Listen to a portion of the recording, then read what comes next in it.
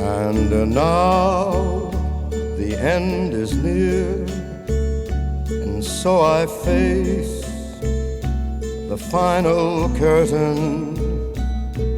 My friend, I'll say it clear, I'll state my case, of which I'm certain. I've lived a life that's full, I traveled each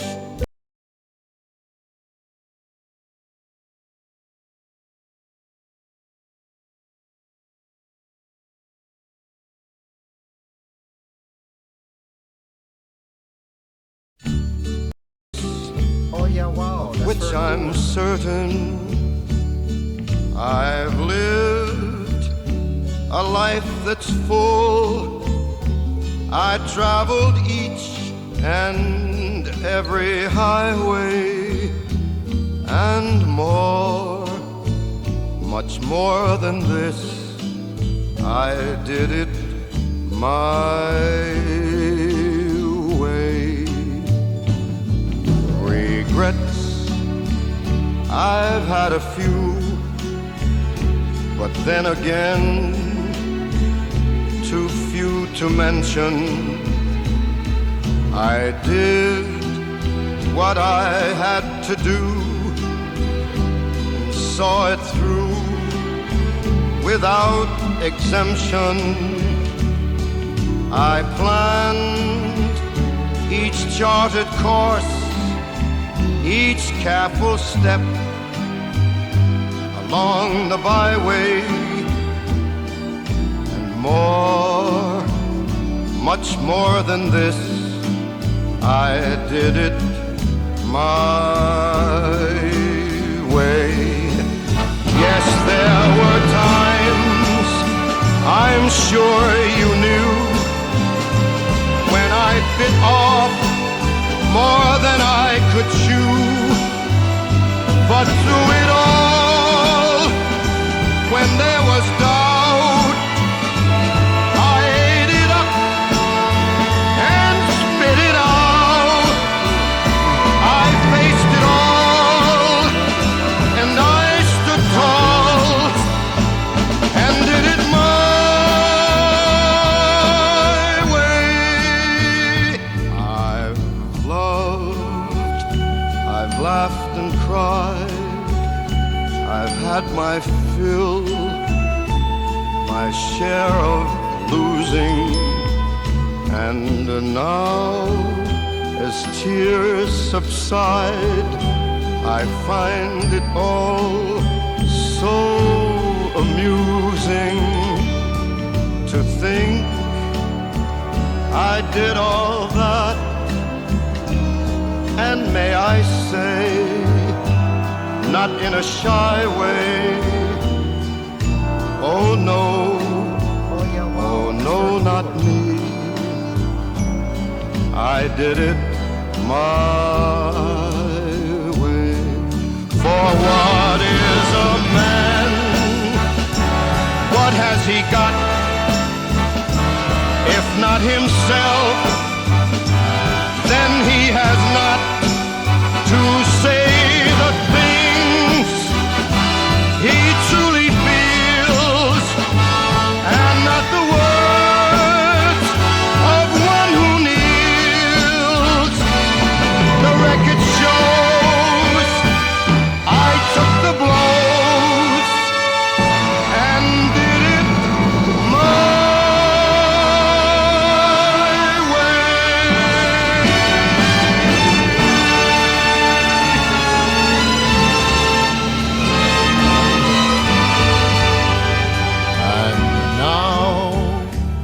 end is near, and so I face the final curtain. My friend, I'll say it clear, I'll state my case, of which I'm certain. I've lived a life that's full, I traveled each and every highway. Oh, yeah, wow, that's for a quarter. And more, much more than this. I did it my way. Regrets, I've had a few, but then again, too few to mention. I did what I had to do and saw it through without exemption. I planned each charted course, each careful step along the byway, and more, much more than this, I did it my way. Yes, there were times, I'm sure you knew, when I bit off more than I could chew. But through it all, when there was doubt, I ate it up and spit it out. I faced it all, and I stood tall, and did it my way. I've loved, I've laughed and cried, I've had my fill, my share of losing, and now, as tears subside, Oh, yeah, wow. I find it Okay, all it's almost time check. so amusing to think I did all that, and may I say, not in a shy way. Oh no, Wow, that's for a oh no, not me.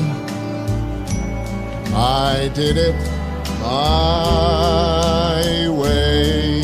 For what is a man? What has he got? If not himself, then he has not to save it.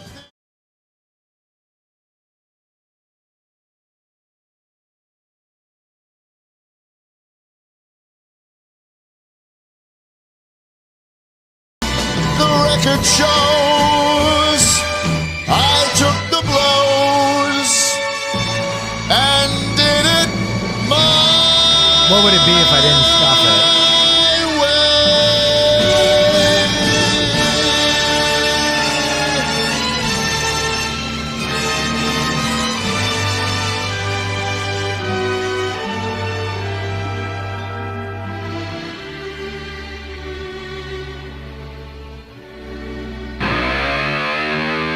Ladies and gentlemen,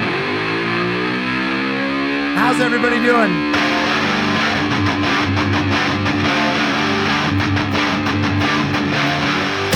Coming to you live from parts unknown. I'm Will Mapp.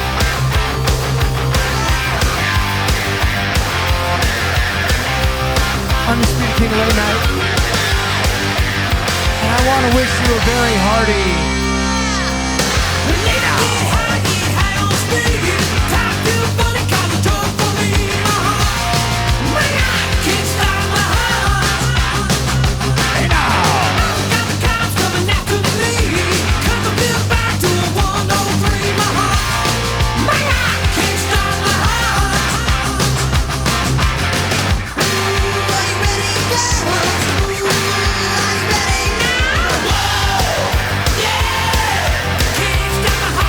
everybody.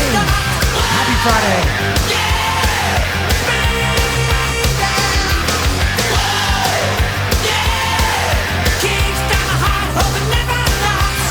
Can say this thing, Dad. I know. I'm 80 years old. Give me a fucking break.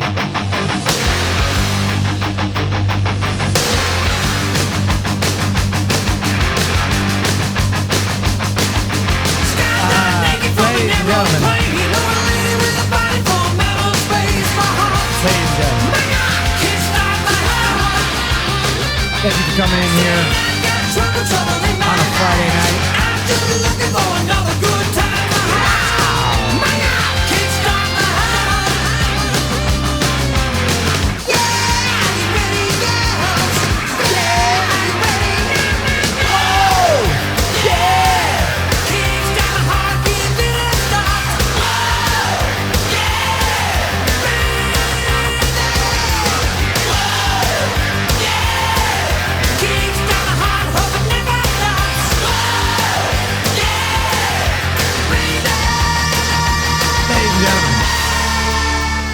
How y'all doing? Welcome in on your Friday.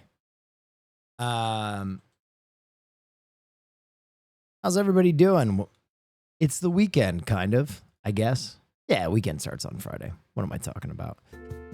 Hey, everybody, how you doing? Got some housekeeping things to talk about before we get into tonight's stream. First of which, very important. This is a message to Kevin Durant, and it's in the form of a question, and it goes a little something like this. Yo, KD! Don't you wish you came to the Knicks? Bing bang! Knicks in 7, baby! Let's go! The garden is eaten again, ladies and gentlemen! Bing bang! Holy crap, dude. Holy crap. How about them Knicks? How about them Knicks? Listen, I'm going to say this. We can find some peace. We can find some middle ground. We can find some commonality. Pacers fans, what a series, dude. What a fucking series. Dude, I cannot remember watching such fun basketball in like forever. Like, I haven't had so much fun watching basketball since like when I would watch March Madness like religiously. Dude, an absolute battle. Every game has been an absolute battle. The fans are the winners on this one. So much love to the Pacers fans. I don't know if Knicks are going to take it to a game 7, but they made a great account of themselves. And I gotta say, that game was fun.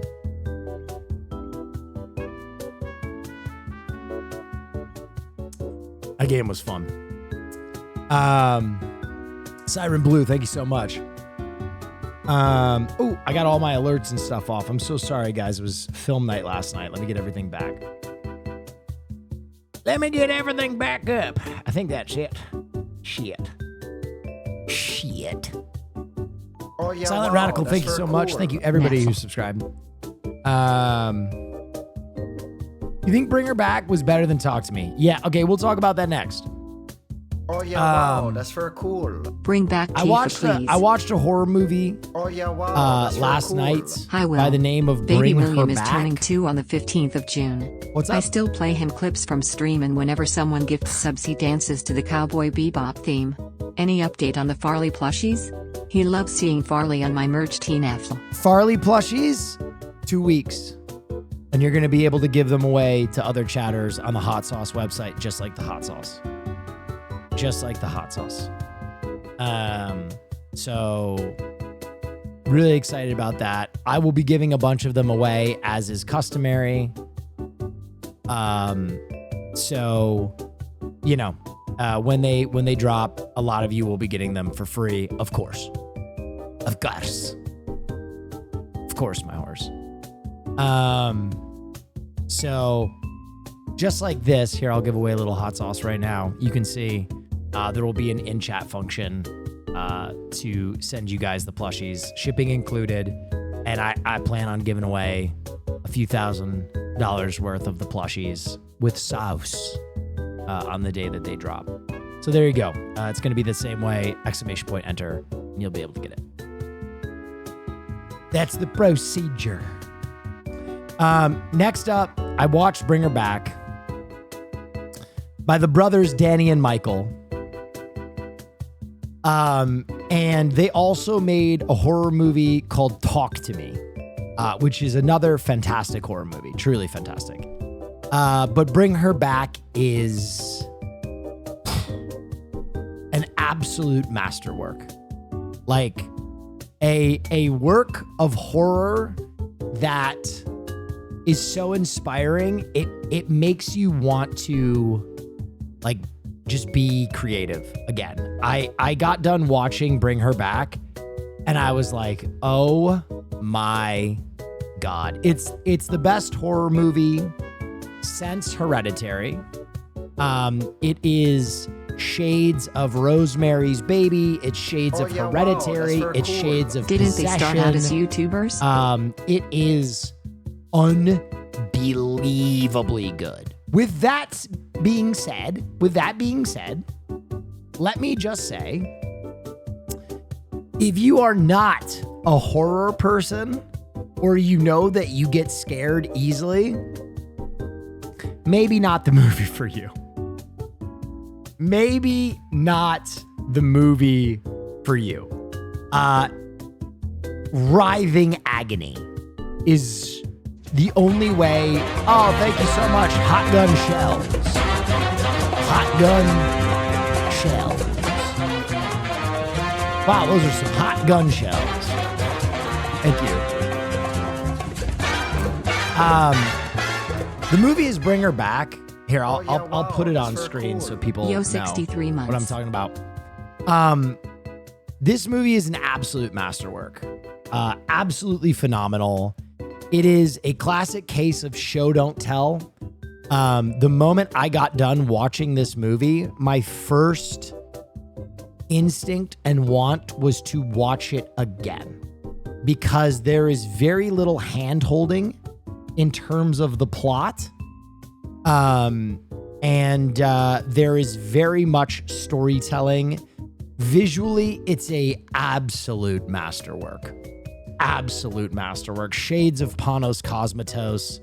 Like, absolute fucking slam dunk of film craft in this movie. I couldn't believe it. Listen, here's what I will say. Some people have been saying that Talk to Me is a better film than Bring Her Back. Cool. And I've got I that admit shit on. Talk to Me is That a shit is very an good F-brand horror Death movie. Metal It is Farley like an t-shirt. 8.5 out of 10. Phenomenal horror movie. Phenomenal horror movie. But if you honestly think Talk to Me was a better film than Bring Her Back, we don't live in the same universe. In fact, I don't remember two filmmakers taking such a quantum leap in terms of their craft from one film to the next as Danny and Michael have taken from Talk to Me to Bring Her Back. I was blown away by the depth of this film, by how horrific it is. Guys, it's 2025, the year of our Lord Jesus Christ. Oh yeah, wow, And that's AI very exists. So the many internet kisses, has less been than 3. around now for the lifetime of most people. And still somehow this film was able to conjure images that made the movie theater felt tight. Like it was being tortured by an auteur. Like I felt the audience like, oh. Unbelievable. Unbelievably good film. I am going to say something. I do this maybe once or twice a year. If that, it's a 10. It's a 10. 10 out of 10. Perfect. No notes. Don't change anything. You made a perfect movie. You made one of the best horror movies of all time. Period. Full stop. Cantaloupe, actually, it's grapefruit, but I'm glad that someone else saw the movie and is referencing it. Very good. Again, I think people's biggest gripe with this movie, is that it is so brutal. It is so depressing. It is so crushing that I think some horror fans that need like the Hollywooding of the story to give them some kind of shield so that they can enjoy violence and spooks and ghouls and goblins without having to feel anything. Oh yeah, wow. It's that's too very personal. cool. It's Watch too the brutal. trailer now. It's too horrible. Also, when do I get a new badge? It will hurt you. When do I get a new badge? I'm working on the new badge. It's cooking right now. This movie is horrific. The only way I can describe it is horrific. You will not feel good. You will not have a good time. But if you are someone who craves the spiciest of hot sauce, if you are someone who craves endorphins released by pain, Bring Her Back is peak of the genre, next step forward in horror. Oh my Oh yeah, wow. That's God. very cool. I crave my the God. spiciest of streamers. I can't say enough. I can't say enough good things about this movie. And I'm always hesitant. I'm always hesitant to build a film up like this because I feel like when I build a film up like this, inevitably someone's going to be disappointed. Someone in this chat is going to go, well, Will said it was the best movie of all time, and I didn't even think it was the best movie of the year. And that's fair. But ultimately, this is a movie that if you are a horror fan, I hope that what I accomplish by giving it such high praise is that you see it in the movie theater. See it in the movie theater. The movie is Bring Her Back. Bring Her Back. But again, this is your trigger warning. This is your trigger warning with Peace and Love. Peace and Love. We can watch the trailer, yes. With Peace and Love, if you're someone who has ever been affected adversely by a horror movie, maybe not the one for you. Because this one, dude, I got out of this movie theater and I could audibly hear people being like, oh, that was Oh yeah, wow. the most that's very horrible thing cool. I've ever With watched. Potato gifted a And I tier was 1 like, sub to 4 yeah. _Jack. Mhm. They have given Yeah. 9 gift subs in the Yep. channel. No, the trailer does not have spoilers really, so we're going to watch this. Jump scares? No. This is not a jump scare film. This is a punishing, grinding, destroying, horrible, violent, punishing horror. I put you with a foster mum called Laura. You're gonna love her. Oh, welcome to your new home. This is my daughter's room. I want to show you something else. This way. We stuffed one. I know I'm a weirdo. How did you cope with Kathy being gone? I didn't. I think there's something wrong with Laura. Oh my God, what is it? We can bring her back. What are you doing?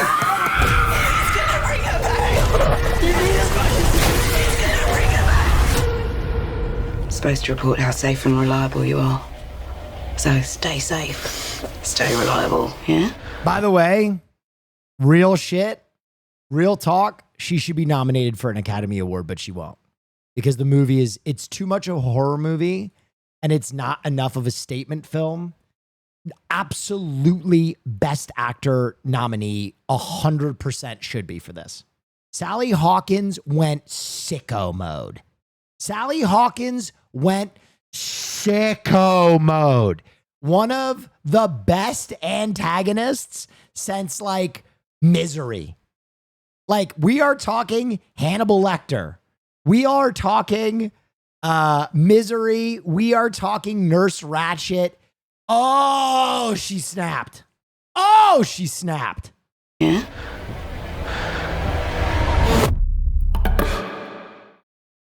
Anyway, I don't want to show you the longer trailer. How much is the brutality matchup against Hereditary? Oh, Hereditary? Yeah, wow, that's very cool. Snap. Bring her back. I mean that sincerely. I would say there is one of the most unnerving, violent scenes I've ever seen in my entire life. And when I looked around the theater, I would say 50% of the audience was like this.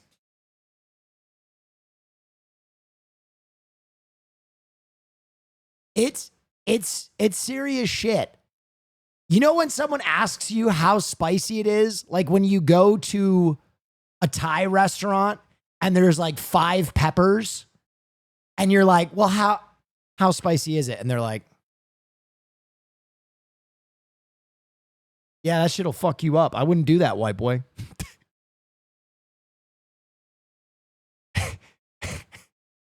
Yeah, I wouldn't do that, white boy. Worse than Terrifier 3. Okay, let me explain something. Terrifier is a movie I enjoy, but I don't love. And here's why. Terrifier is violence that isn't really earned. And it's very creative violence, and it's very fun to watch violence, right? But when you ground violence in emotional weight, it is so much more damaging to the psyche. And the emotional weight that is tied into the violence in this film will make you want to scream at the screen. You're going, oh, please. It's tough. It's tough. Anyway, I don't want to build it up too much, but truly,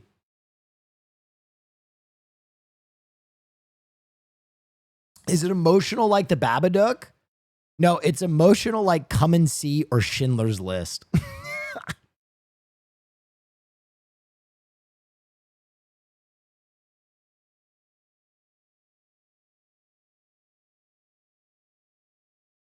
The Babadook is like a fairy tale that resolves with some like, well, okay, let's make peace with our demons. Bring Her Back gets done and you'll just go,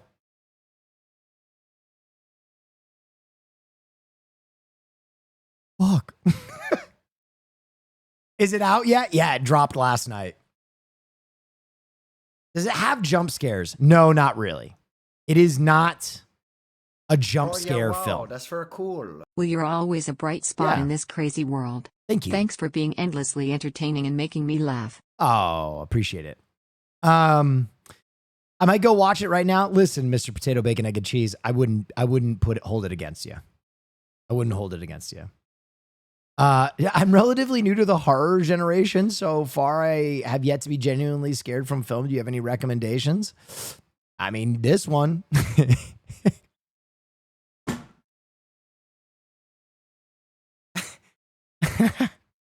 But to be fair, I'm worried about recommending this movie for you, new horror film watcher, when you're like the new pot smoker who's like, well, I took a quarter edible and I didn't feel anything. And I'm that guy like, have you ever smoked resin? You want to smoke some resin out of a grav bong? Like, I don't want to overload you. You know what I mean? I feel like I don't know what you've seen, but I feel like this would be like a quantum leap. You know what I mean? Oh, dude, that quarter edible didn't get you high? Why don't I pour this entire fucking honey dollop of resin onto a goddamn red hot poker and you smoke it out of a water cooler? Like, oh shit. It's intense. It's intense. Anyway, that's as much as I'll talk it up.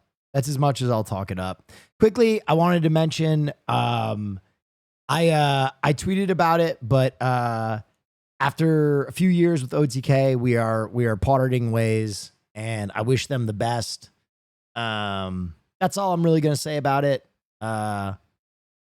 That's all I'm gonna say is I wish them the best, and I hope their future endeavors bring them success. So, you know, peace and love, peace and love. And yeah. Hope they do well. Had a lot of fun. But you will still see me, you know, do stuff with Sear and Finn and the whole crew and, you know, all love. Anyway, will there still be the draft show? Oh, for sure. For sure. Anyway, Will Neff joining AMP. I think I'm gonna be a free agent for a while. I think I'm just gonna make some dumb shit for a while. I think I'm just gonna focus on self-suck for a while. Anywho. Superman. Oh, what is this? A hero for all of us? Is this a new Superman tweet? Let me see. Yeah, good. Okay, good. Good work. How is Superman to work with? He's fun. Nice work, everybody. High fives. Boom. Boom. I did meet Monster. I believe! I've been out. I've been in. I've been out. I've been in. But you know what? God damn it. I'm choosing to believe Superman will be good.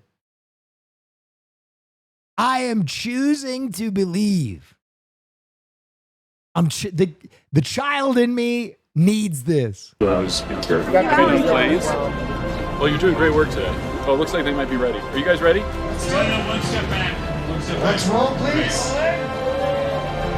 Ready and action.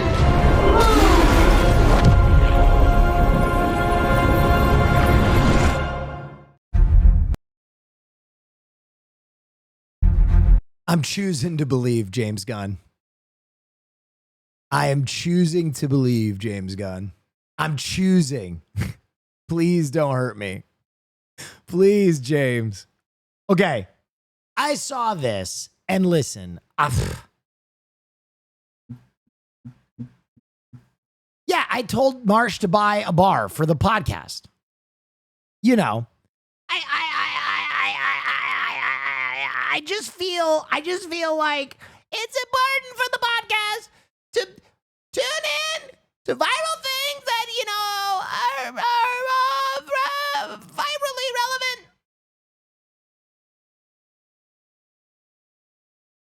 And you know, it's crazy. Austin was the one who demanded it. I was like, "Are you sure, bro? I don't know. I don't know if we." And he was like, "I gotta have it."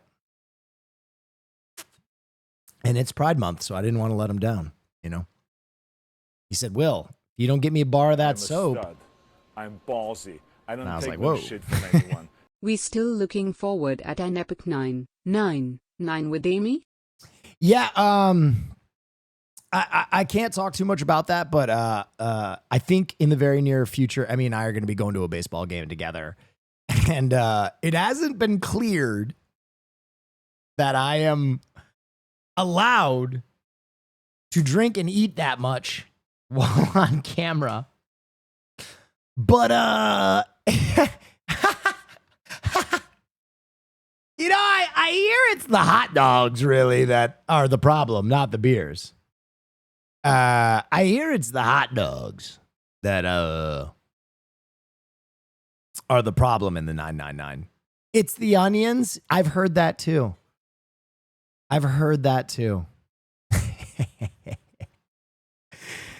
Oh, the Jets are finding God. Okay, don't lie to me. That's for cool. Don't fucking Yo, lie we'll to me. just watched 99 Homes with Andrew Garfield and Michael Shannon. Any thoughts on it if you've seen it? Oh, yeah, wow, what movie? That's for cool. 99 Homes? I haven't seen this. When did this come out? 2015? Never heard of this film. Yeah, check it out. Oh boy. Good news. Good news, everybody. New York Jets head coach Aaron Glenn has introduced Bible study as part of training with his players. Listen, I'm at this point, You know, I when Robert Salah was the head coach, I was praying to Allah. I'll pray to whoever, you know, I'll pray to whoever gets it done. Jesus, Allah, Buddha. Because I'm pretty sure Broadway Joe sold his soul to Satan to win that Super Bowl, and that is why we are cursed. So, you know, whatever deity gets it done. Odin, are you listening? Give my Jets 10 wins this season, and you will ride forever, shiny and chrome. Send a raven. Odin. When is Donna coming back? I'm not sure. We're kind of starting from scratch on that one, and hopefully soon. I have a song recommendation for you. Let me paint you a picture. Summer's 2025. I have a wild obsession with Russian hard bass. I'm alone in my apartment, but going absolutely insane to this banger that was DJ Blatman. Are you talking? Dude, I think I know which song you're talking. I think I used to play this on stream. A Russian party in Kamas.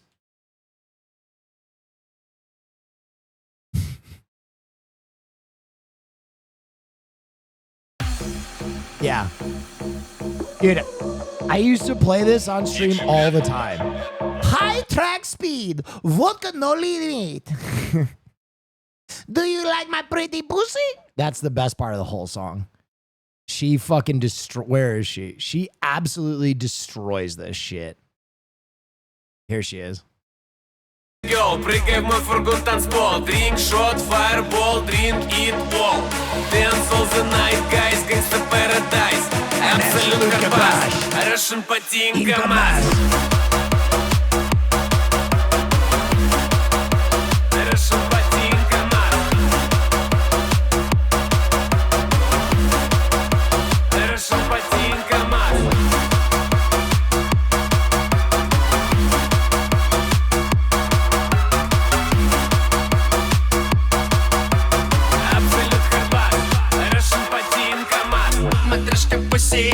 Come on, get in. Давай затусим. I have jam beam. Эстетика и физика. Адреналин. You my number one today. Where is her part? Is it? Oh, there it is. This is the best part of the whole song. High track speed. Vodka no limit. Oh, sorry. I have my alerts off on this tab. Let me get those back on. Chat, let me get you back too. Hi, King. I love the hot sauce. Tastes amazing in tacos. My boyfriend still holds a grudge because you paused too much during Teenage Mutant Ninja Turtles movie for his liking. I'm banned from watching you in the bedroom? That sounds like problem presenting problem. I'm not going to lie. I feel like his real issue was you watching me in the bedroom. And he used the Teenage Mutant Ninja Turtles as a way to be like, well, this guy pauses too much. We can't have sex with him on in the background anymore. He pauses too much. He's throwing off my stroke. Oh yeah, wow. You know, I respect it. Cool. I respect it. Maybe we don't watch Will in the bedroom. You know, maybe that's not where I'm needed. Track speed, vodka no limit. Watching me on Pornhub, Siberia, Paris transit. I like Kazakhstan, I like Maria and Juan. Do you like my pretty pussy? Direct Instagram. Oh, my friend, come to Russia for weekend. Oh, my friend, narcotic don't forget. Journey in Kamaz and race, LSD Sputnik to space. If you like romantic games, I'm sitting on your face. You so sexy. Absolute fucking bar. If you like romantic gifts, I'm sitting on your face. Bar. Absolute bar. I'm having an egg and sausage breakfast sandwich slathered in Neff sauce right now. Dude, I can't get enough of this. It's pretty good. It's better when a lot of you get it for free, too.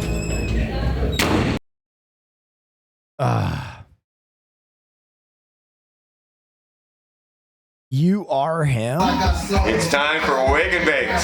What the Saturday morning. Yo, what the fuck? Guys. What is this? It's time for Wake and Bake. Saturday morning. Get ready for Christmas. Yeah. Did he just say ready for Christmas? How'd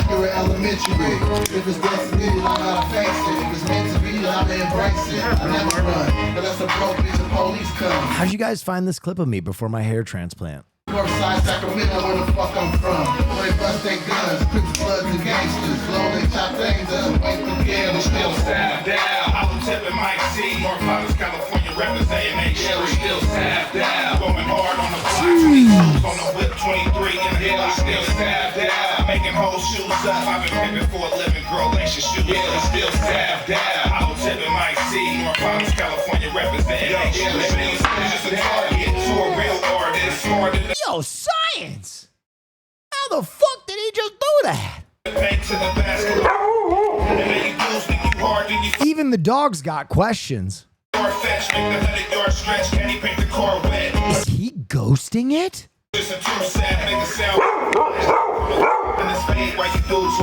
Yeah, we do this mercenary music. Talking to me crazy about to die for some new shit. I'm a street nigga. I was born and raised there. So we eat pills and cocaine there. Perfected my aim there. Now I'm a type shit. Pistols sparks, man. You niggas is marks, man. I'm realer than real. Hold my own in the ghetto was killing me killed. I'm about $1 bill. And it's all that move me. Roll foes up the block so a bitch can Where to go? Holy smokes. That's Jason Bourne. Dude, if I ever attempt that, I would be in a Cheers, fetal we're ready position. for a great stream tonight. Two Thank you. questions. Yes. Will there be gaming tonight, and would you ever play a Yakuza game on stream? Yes and yes, for sure. Dude, if I did that, I'd be in the fetal position crying.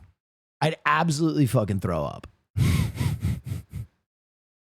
I would throw up. Oh yeah, wow, that's very cool. What is this?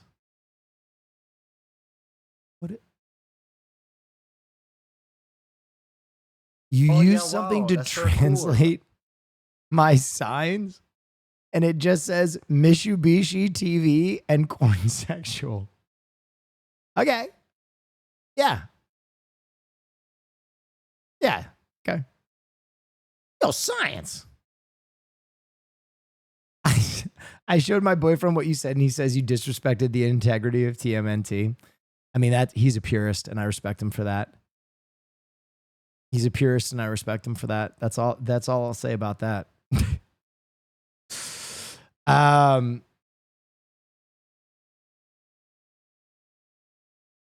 what is this? While we're on DC, Colin Farrell and Danny DeVito have been paired up for Variety's Actors on Actors. A Penguin v. Penguin interview? Oh my God. Bring Danny DeVito home to the DCU, man. Bring him home. God, his Penguin was so good. All those like little... Is this real? Scram! God, I love Oscar the Grouch. I have Oscar the Grouch pajamas to this day. Not sure if you watched, but Frenzy Studio made a BTS of your room build. Oh shit! Let me look. Look. So get away, another way to feel what you do. Wait a minute. You had access to nuclear missiles, and we didn't get one of those in the stream room? Hold on. What? I need a nuke. That would have been perfect decor. Feel what you do, you're soft to know and let yourself go. You know you do lose your self-control. There's snow with the rainbow. Turn away, another way to be where you do let yourself go. Fabulous. Fabulous. They did an amazing job.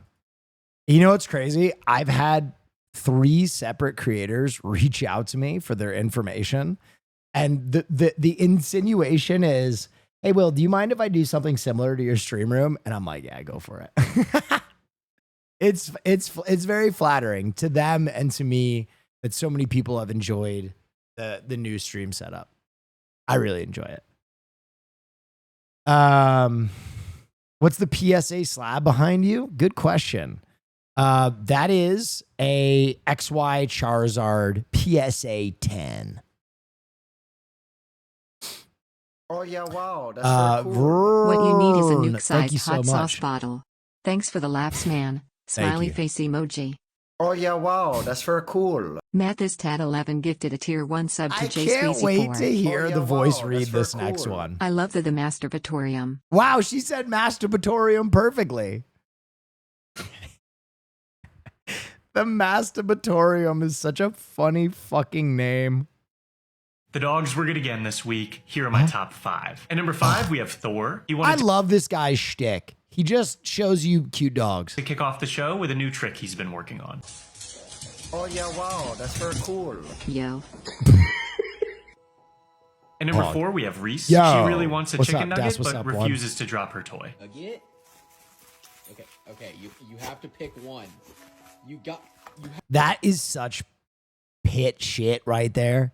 As a former pit owner, that pit bulls chew on things and they go into a trance. I don't know if you've ever had a pit, but pit bulls love to chew things more than anything else in the world. And sometimes you'll just see their fucking eyes roll back in their head when they are like locked in on a treat or a toy, sorry. You have to make a decision. She's literally trying to... Give me the baby. Give me the baby. You have to drop the baby. Give me the baby. Give me the I baby. think we broke her. Give me the baby. Okay, go get the nugget. Oh my god. You are some type of special. At number 3, we have Malik. He was playing Oh God, I love Rottweilers so much. with his brother Diesel I love Rottweilers so much. and accidentally put a hole in the wall.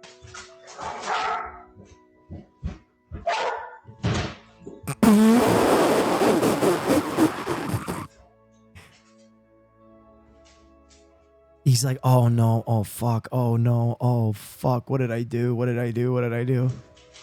Stop, come back. At Where's number the 2, wall? we have Savaloy. He is the creation of a street artist in the UK who goes by Yaya. This week, Savaloy's long polka-dotted body debuted, perfectly covering a transphobic billboard by The Telegraph. When we asked him why he chose a dachshund as the art, he told us, dogs make everything So better. good. Our honorable mention this week is a bearded dragon named Spike. His human Donald had gone for a run, took melatonin, and fell into a deep sleep. While asleep, a fire started in his bathroom. He was not woken up by the alarms, but he was woken up by Spike smacking him in the face with his tail. No way.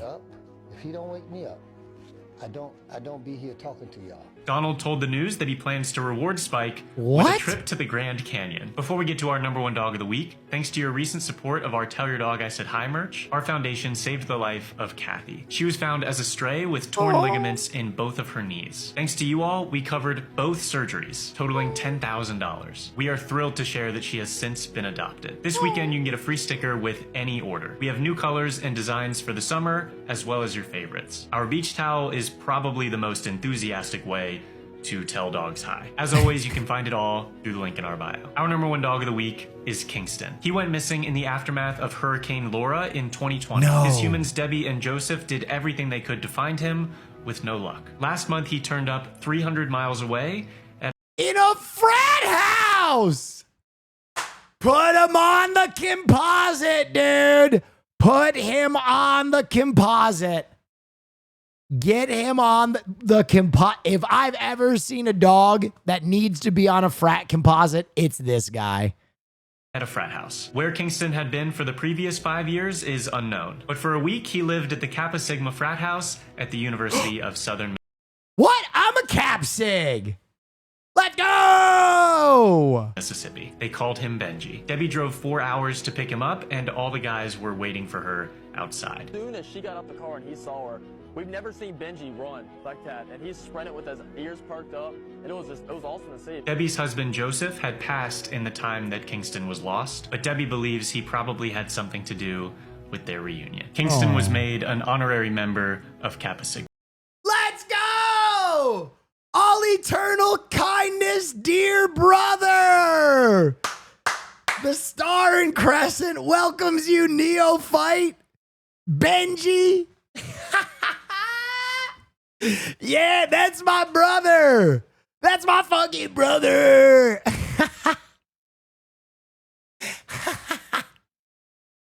Oh, shit, bro. Let's go. He still has to pay dues? Yeah, I mean, for sure. Oh, yeah, wow. That's For very sure. cool. Benji, we've noticed that you haven't been chipping in on the kegs, and like big, big ups for you reuniting with your mother and everything, but social dues are social dues, bro.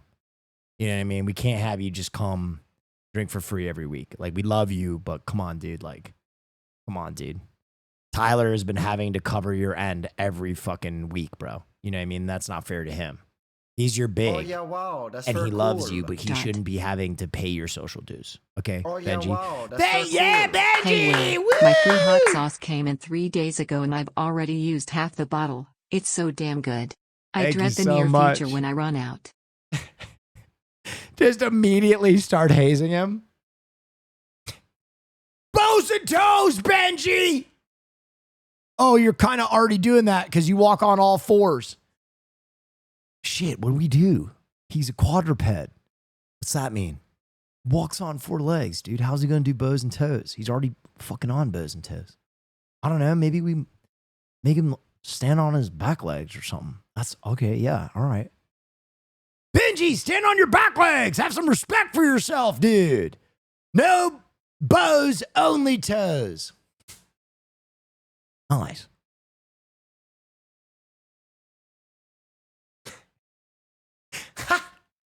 They're giving out the superlatives at the end of Love the the year. content and the hot They're giving sauce. out the I superlatives really at the enjoy end of the watching year, stream and they're like, interacting with the community. they're like, all right. Also, please show hole. No hole. But I appreciate the message, but I can just see the superlatives. All right, that was Chad for biggest frat tank, and now up, an award that should be no surprise to anyone: best wingman. That one's got to go to Brother Benji. Brother Benji, unbelievable, dude. I think you got every single one of us laid this year. That's unheard of, bro. This guy pulls, man. This guy absolutely pulls, bro.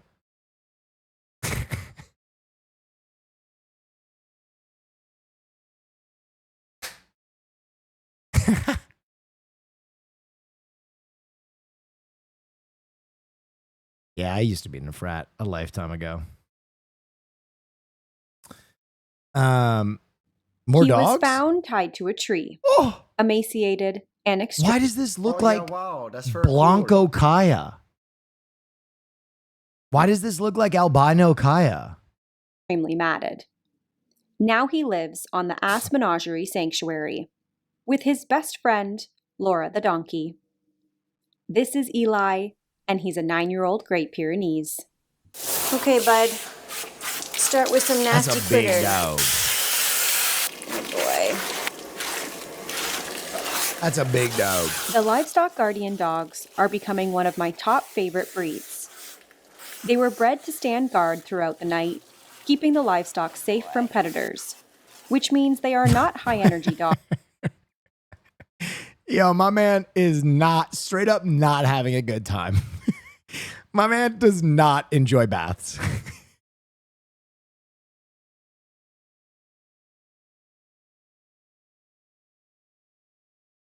Dude, hold on a minute. Wait. Which means Wait. Dude, I knew I've seen that. I knew I've seen that look before. I knew. Brother.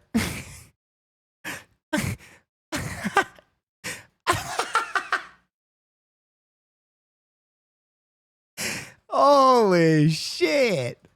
This guy does not like bath time. Good God. means they are not high-energy dogs, as they need to save their energy for more important matters.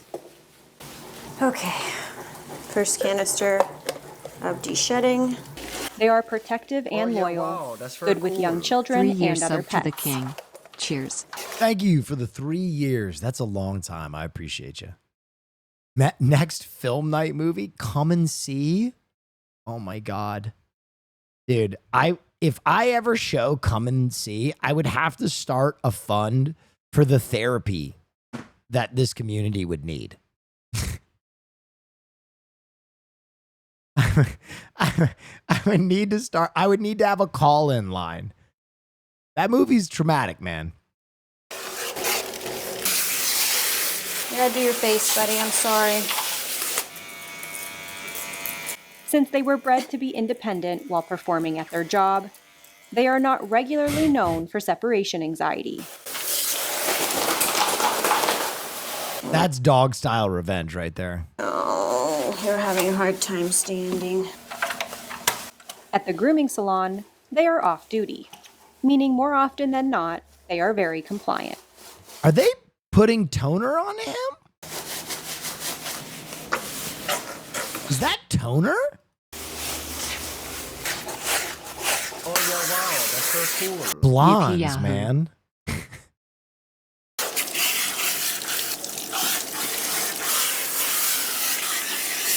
Shake it off.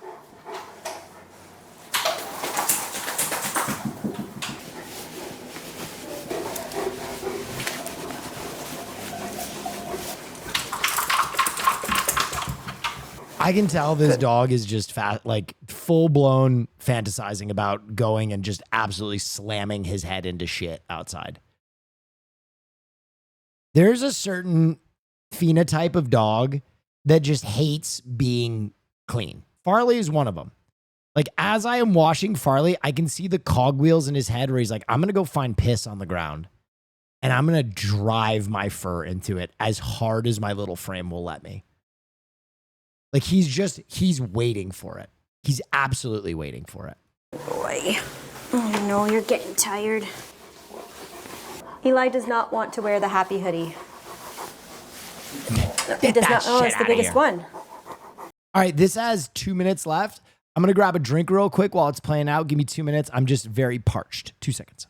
It's the extra large. I think his teeth might be bothering him. He doesn't like when I go near his face.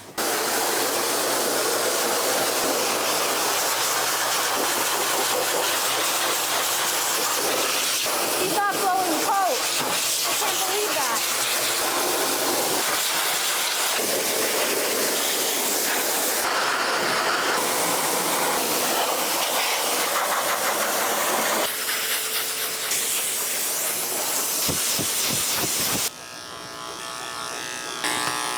Can't see anything, buddy. You're gonna have to move forward. Sorry. Come on. He keeps moving backwards on purpose so that I can't see what I'm doing. Shedding no hair at all. In 2 weeks, he's gonna blow all of this coat. I feel like this groom was a waste.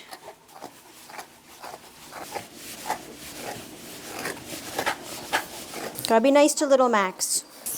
Oh, Max, would you calm down? Yeah, I know. I think you like the doggies. Okay, Mr. Dude. Max just wants to be a part of the show. Max, maybe he can donate some hair to you. What do you think? We'll do a transplant. Good boy. Okay, I'm putting you on the ground. Max, you must leave me alone. Sorry, buddy, you got some mats in here. No. Hey, I'm being gentle.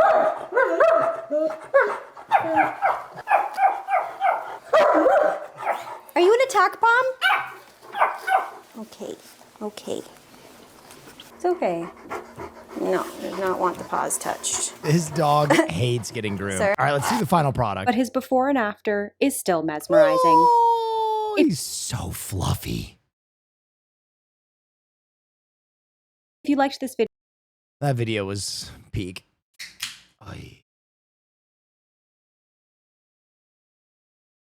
New horror movie trailer thoughts. The Home. This is the Pete Davidson one, right? Let me take a look. Not gonna hurt you. What's going on?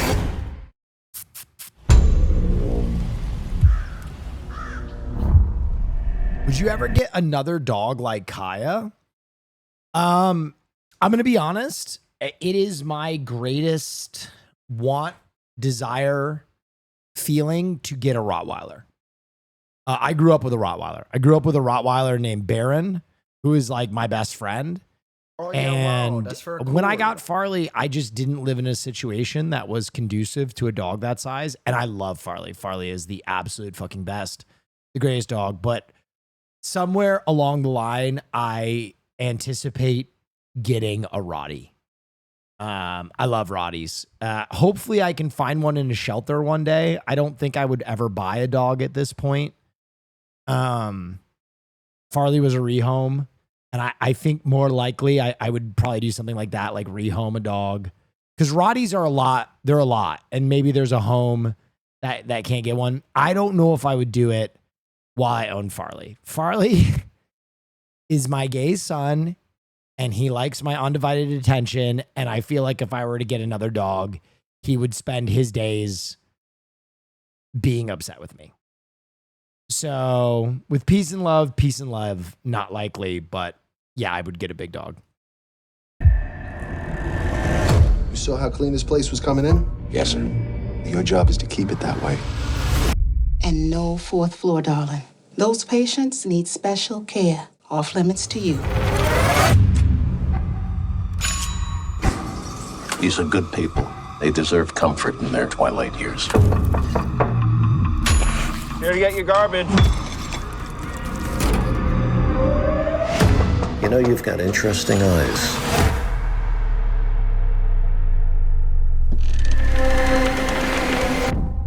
Oh, There's hell something no. very wrong with this place. Something terribly wrong.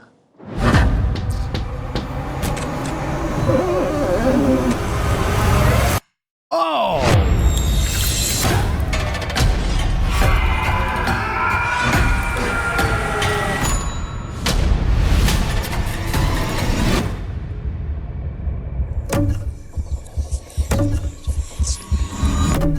Hey, man, I'm not gonna hurt you.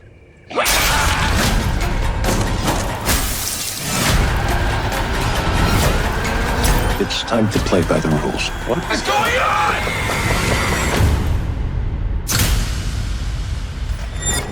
Sometimes, when things are bad on the outside, we have to look on the inside. Oh no, a needle in the eyeballs? Oh, hell no.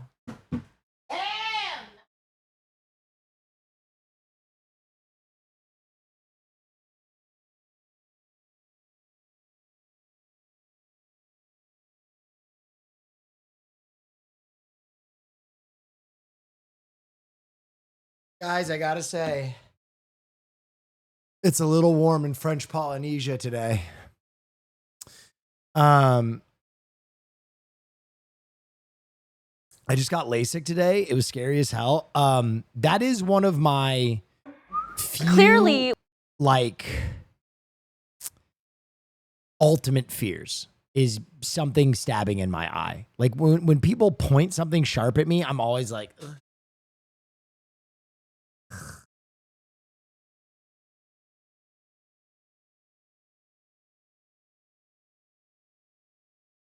Not my eyeballs. We need Jungle, I'm afraid. Is this a new video from him? Oh, fuck yeah.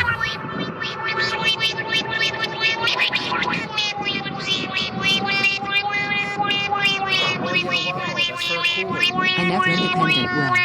Normo, thank you.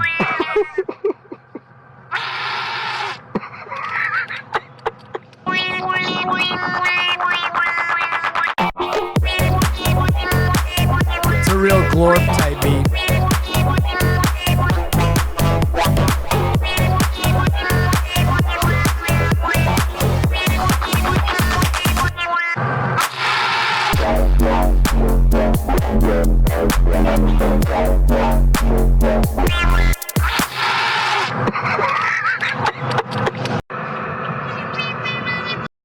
real glorp type beat. You know, where my real glorp heads at?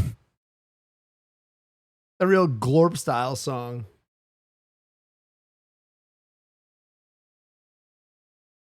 Glorp. Have you seen this new pirate game trailer? Let me see.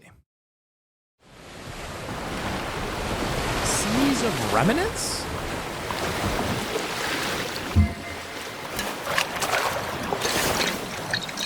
Yo, what? This is giving me the craziest Uncanny Valley I've ever seen. Like, this, what?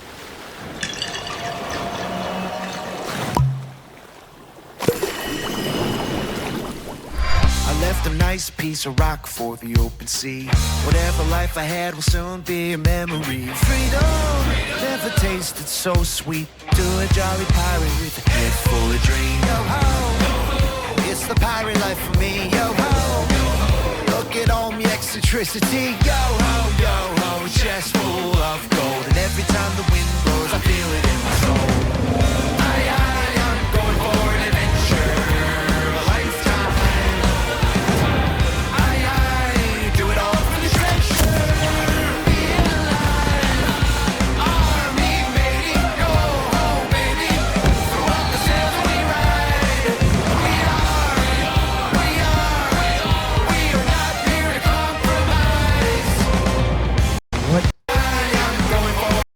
What is it?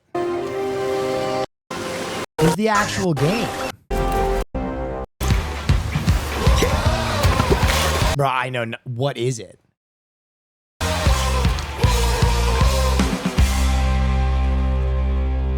Is there any gameplay?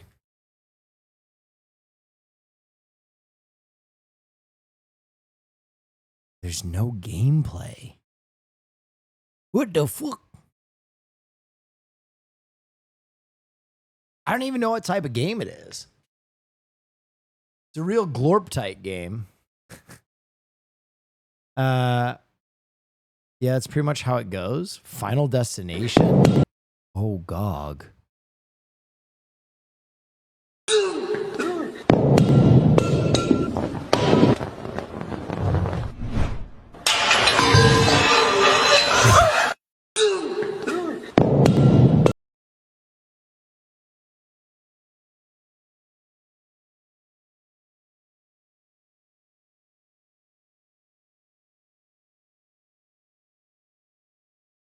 What a lucky guy.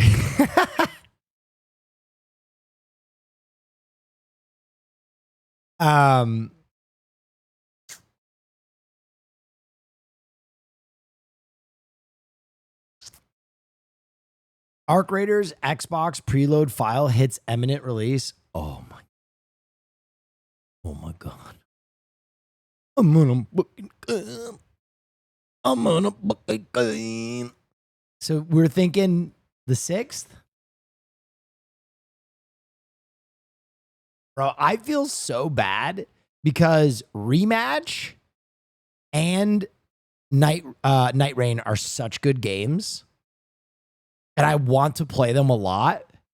But when Arc Raiders comes out, I got a problem. I have a fucking problem. Arc Raiders was different.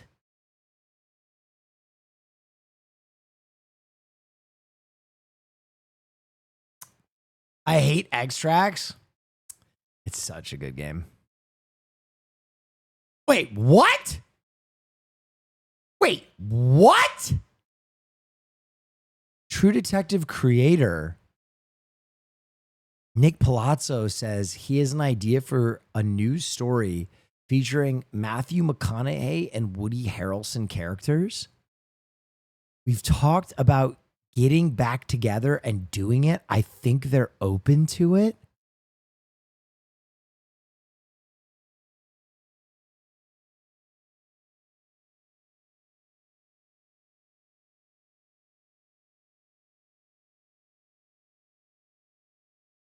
Can you imagine if they do it and fuck it up?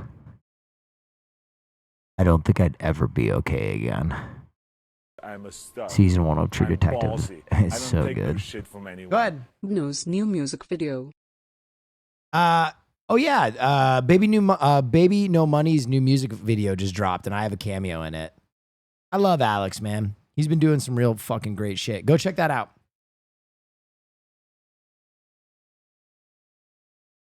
BB knows. Your part was fire. I'm only in it for like 2 seconds. It was dope. It was a really fun experience. Baby knows. Ugh. It's a 2 sparkling water type of night. Hassan says you look hot in it. Hey. You know. Finally, he's not. Yeah. Of course he notices me when I'm in Baby No Money's music video. He only shows up when he needs to. No, it was a great experience. Wake looks hot in it. Wake always looks fucking hot, man. Wake always looks hot. Do you think the new King of the Hill would be good? Didn't they just drop the new trailer for it?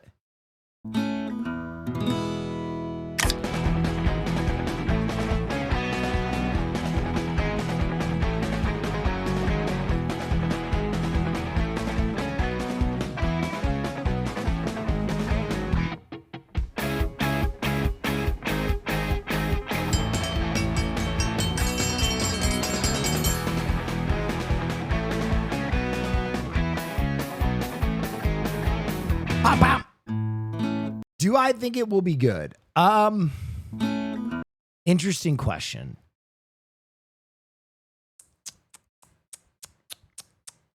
Yes. Because his last show, Common Side Effects, was really good. It'll be interesting though, because I think Mike Judge, I feel like Mike Judge has stayed fairly consistent in his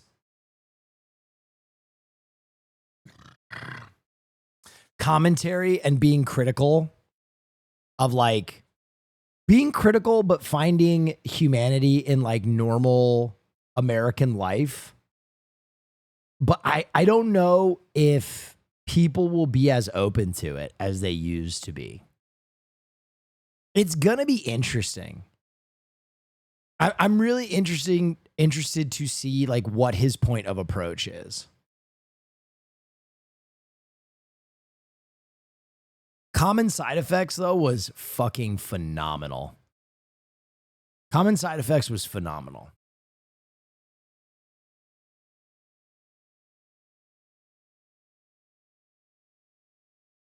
The description says Hank moved to Saudi Arabia to sell propane. There's what? Is that real? Oh my God. I've always really liked Mike Judge's work though, because I'm a stud. Yes, I'm go ahead. Ballsy. I don't take no shit from anyone. Will, you've had enough spotlight. Why was your bonsai tree not in the music video? It's who we all come to see. Yeah, that is true. I don't know why it wasn't featured.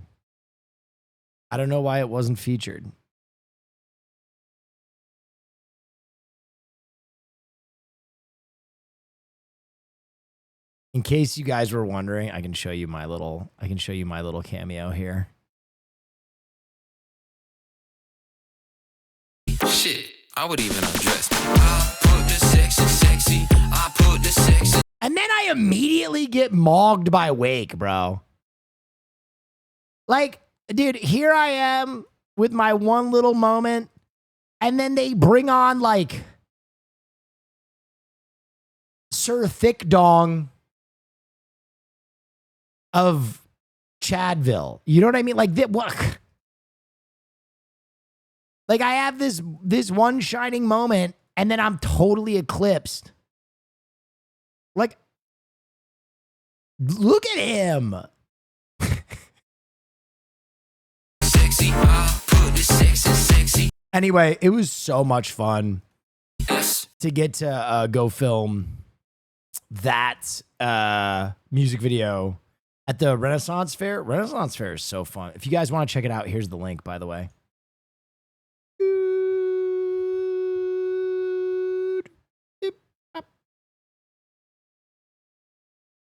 I'm jealous of his hair. Everybody is. Wake's just fucking hot, dude.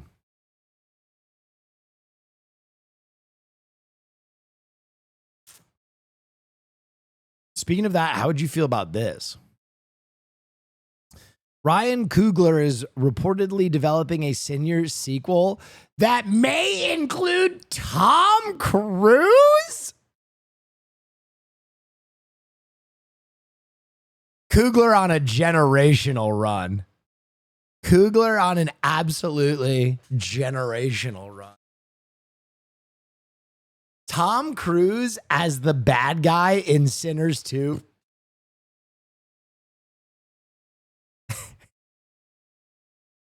Yeah. You said Bring Her Back was really good. I'm going tomorrow. It was really good. It's a 10 out of 10. Not gonna lie, I didn't get the appeal of Sinners. Okay, I'm gonna take a swing as to perhaps why that was. I think Sinners got too much like raving critical acclaim, in my opinion. I think it was a great movie. I think it was an 8+, but there were a lot of people, critics included, that were like, best movie of the year, the best vampire movie ever. And I think when you give unreal expectations like that, sometimes it can hurt the enjoyment of the movie viewer.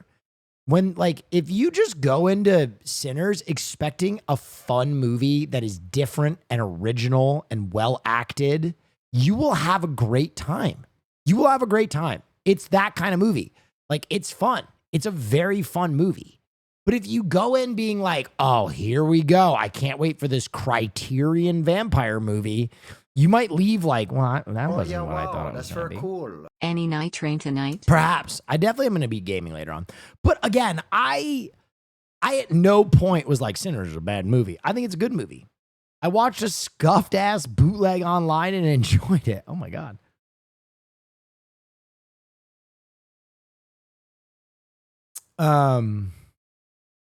Reviews are ass. I have a take on why that is. I think just like video game reviews, reviewers got to a point where they stopped actually having critical takes that might enlighten your viewing of a film, and rather they're just trying to like tap into some level of the zeitgeist to make their review get shared around. So I don't know.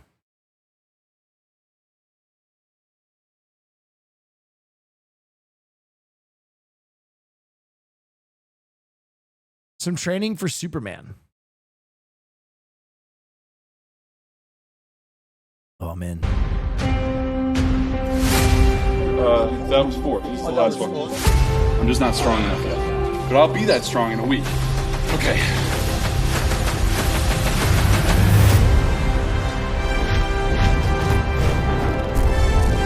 Show us his body. Take your shirt off.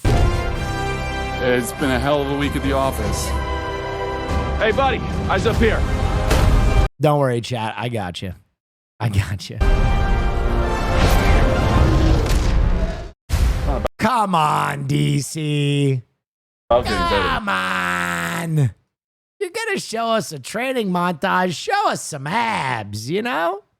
I speak on behalf of my straights and my gays and my ladies when I say, show us the Superman build. Show us what he's been cooking.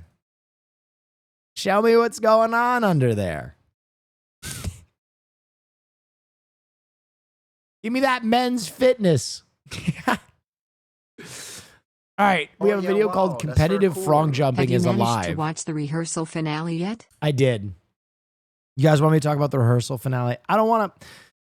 Rehearsal is one of those things where it just happened and I don't want to give anything away. So I will give a very kind of umbrella statement about the rehearsal.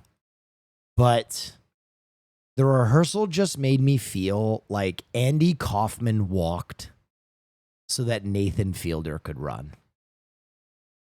I don't know what his character, I don't know what his shtick. I don't know where the commentary on the airline ends and where Nathan's own insecurities about himself begin. But all I can say is watching Nathan Fielder in the year of our Lord 2025 is watching a genius. I feel so humbled. I feel so humbled by his comedy. Oh my God.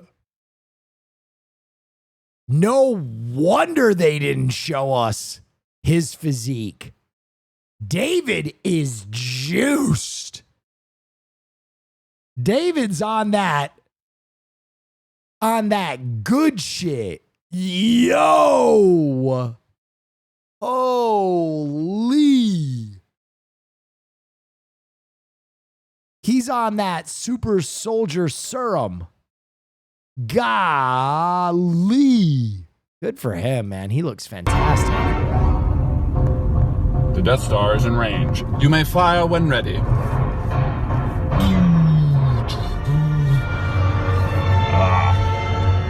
I have you now.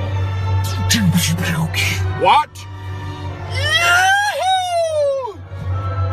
You're all clear, kid. Now let's blow this thing and go home. Mancar 3, thank you. I think it was a little early on that one. You're all clear, kid. Now let's blow this thing and go home.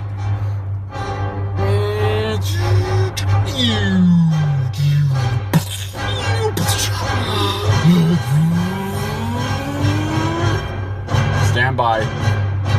Stand by.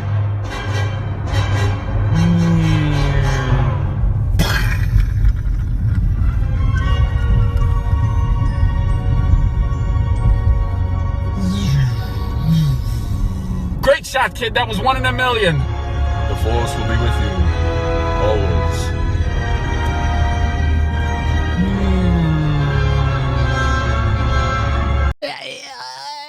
Seeing as though it's Pride, is there a part of the LGBTQ plus spectrum that covers when a straight man falls hopelessly in love with another straight man? Is that on there? Is that on there yet? Are we? They got a lot. It's a big umbrella. Closeted homosexual. Okay, yeah, no, I hear you. I understand why you would say. Okay, I hear you. Okay, I understand. Yeah, I get it. Yeah, that's true. No, that's pretty true. No, I get that. I get that. No, I get that. No, I get that. I understand.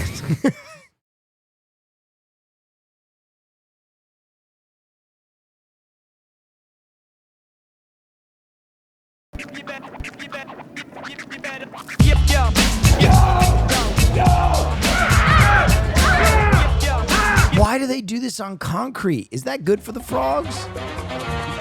God, listen to me. I'm such a libtard. Maxie Marks, thank you so much.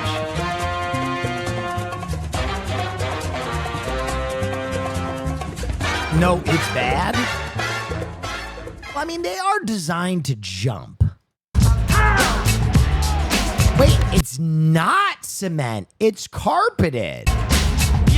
Okay, there's an amend on this. This is carpeted. My name is Bob Lima. I'm with the Frog Jump Committee of the Calaveras County Fair and Jumping Frog Jubilee.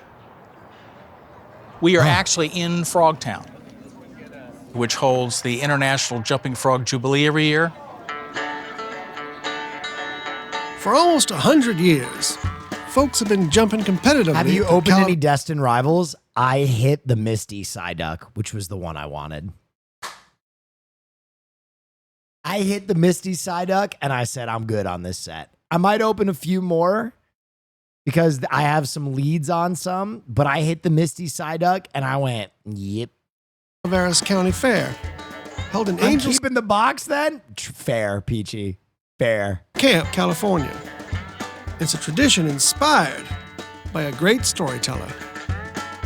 This began in 1865 when American author Mark Twain wrote a story centered in Calaveras. That's the one I wanted, you fuck. I'd give it to you if you wanted it.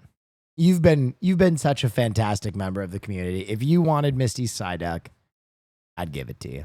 County in Angels Camp about a gambler and his jumping frog. The story made Twain famous. And years later, the town he once called home paid him tribute. Oh, Peachy! I forgot to tell you. I unpacked all of my boxes. Because Caroline's sisters came and stayed with us, I unpacked all my boxes. And at the bottom of the last box was the ripped Will Neff merch that I promised you. I found it. It's on my shelf. I will be sending it soon. I put it aside. I know right where it is, but I found it like last week.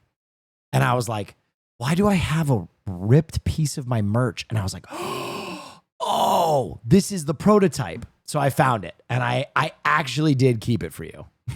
In 1928, Angels Camp celebrated a city improvement by holding a frog jump. 10,000 people showed up. They thought they might be onto something kind of interesting. So this is the 89th annual Jumping Frog Jubilee. It's a simple competition. A contestant, known here as a jockey, places a frog on a pad.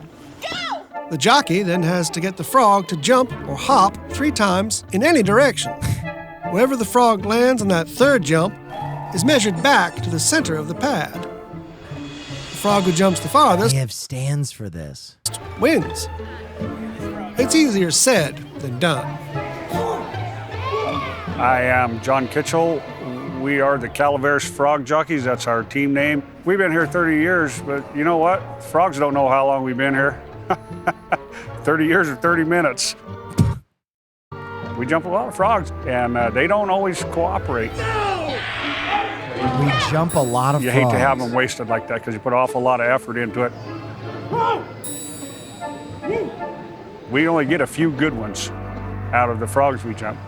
So, what makes a good jumping frog? Jockeys have their theories.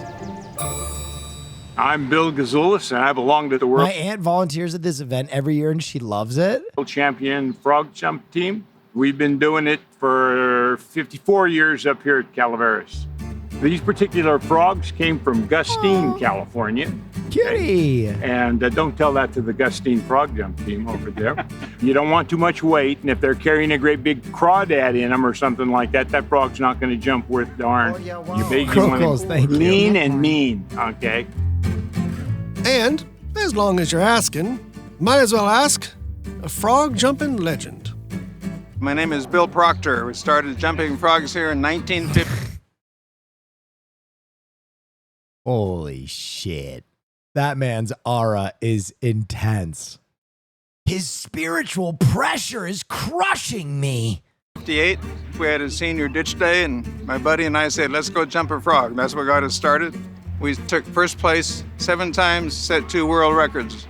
Is We that started a cape apply- with all of his wins and the names of his frogs? Rusty, Hops, Ripple, Coruscant, Rinso, Splashdown, and Wet Bet. Basic science to the jump. We experimented with them. Temperature control was the basic. You get them up to around 86, 88 degrees, they're hyperactive. Temperature control? Every jockey is jumping for first place. But what they're really jumping for is the world record that stood since Corrosion, my bad. 1986. The world record is 21 feet, 5 3/4 inches, that was achieved 31 years ago by Lee Judici and his frog, Rosie the Riveter. The top prize, if the world record is exceeded, it's $5,000. The next What? prize is the longest frog jump in the grand finals this year. That'll be $750. They get a belt buckle. You get a belt buckle? Get a trophy. And they get a bronze Maya, give me 2 of your best frogs. plaque in Angels Camp on the Angels Camp Hop of Fame, much bigger than the Hollywood Walk of Fame. That would be so funny if I finally showed up for my collab. I finally showed up for my collab. And she's doing like the whole animal video, like, oh, let me put this animal on your shoulders, and this is a fox, and here's the wolf enclosure. I'm like, cool. Hey, I mean, just Maya, if you had to, I don't know, give a superlative to your frogs of which one could jump the farthest, which one would you choose? No, I'm just asking hypothetically. I want a belt buckle. So, friends, now that you're all caught up on who's who and what's what, it's time for the 89th International Frog Jump. After 4 days of qualifying and about 3,000 frogs jumped, it's all come down to the grand final. Protect top Midnight Squirrels, thank you. 50 frogs and their jockeys will have one chance to jump. They call your name, you get 1 minute. Yo, this is serious business. Get your frog and get it moving. John Kitchell with Yapper. Oh man, that second jump. 14 feet 5 inches, 14.5. John Kitchell's jump isn't good enough, and the competition rolls on.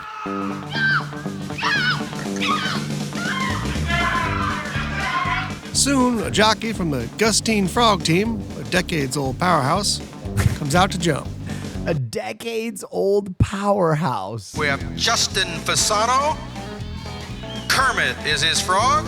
Oh, Kermit's a champion, I can tell.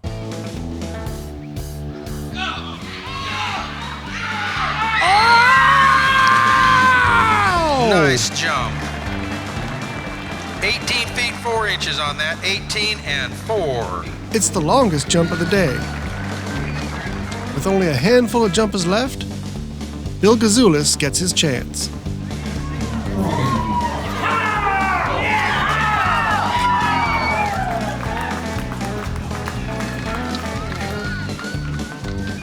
$16 feet 1 inch. Dude, the way he's carrying that frog makes me a little uncomfortable. With 18 feet 9 3/4 of an inch, the new world champion, Justin Fasano. For our friends who came up short, not winning isn't the same as losing.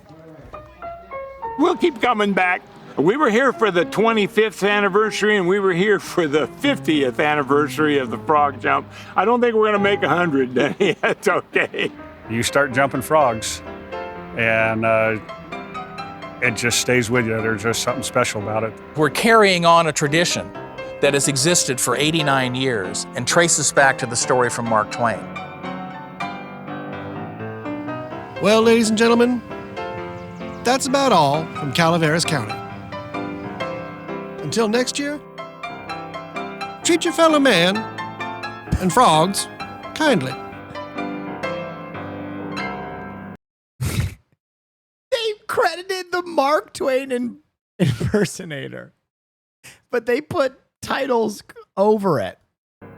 Wow. Wow. That was something else, let me tell you. Bop, bop, bop, bop, bop, bop, bop, bop, bop, bop, bop, bop, bop, bop.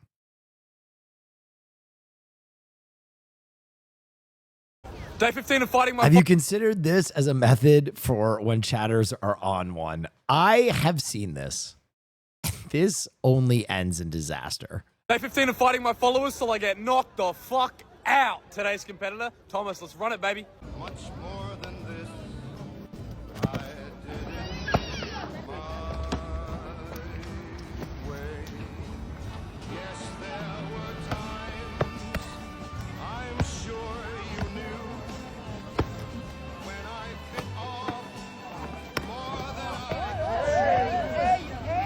The funniest thing about this guy is doing this and he clearly has very little understanding of how to box.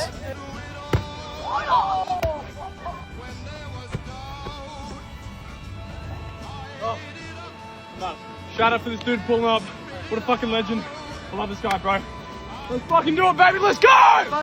God, men are so simple. It can all be so beautiful. Two guys just show up and beat the absolute fucking shit out of each other. And then they're like, let's go. Wow, fun. Wow. We really did it.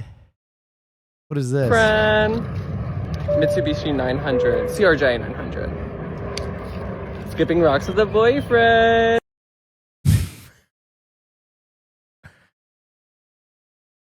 I found Austin's soulmate was the caption that was sent with. Guy skipping rocks, identifies plane, goes back to skipping rocks with Twink. I mean, it's pretty close. Hey. Hey, Jack. Hey, Dad. You have a date? Alma and the Wolf, a direct-to-DVD horror movie. She asked me out last minute. I want you to go. Oh, it's the pro tag from... Dude, come on. Brother. How long do we have to wait before you get back into a... Wait, is this a guy from Final Destination? He looks like him. I actually don't think it is. I think it's a different actor. She asked me out last minute. I want you to go. Have fun, all right?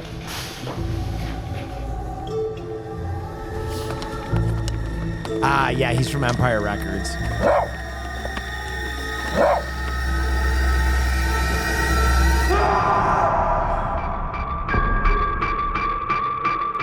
Yeah, this is Ren.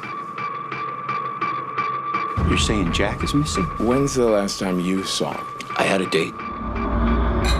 You mean the woman you picked up last week? Okay, this is such a funny chatter interaction. I want a boyfriend. Response, use Grindr.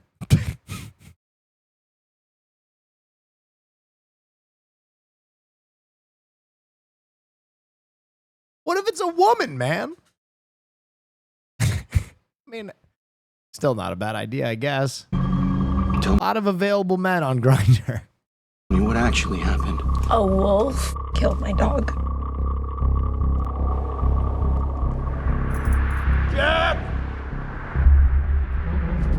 Oh, shit.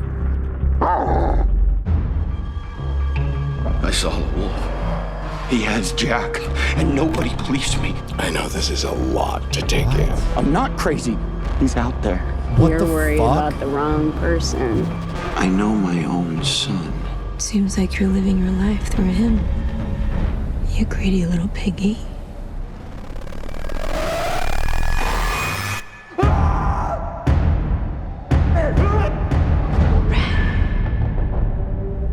Alma. Search the trees.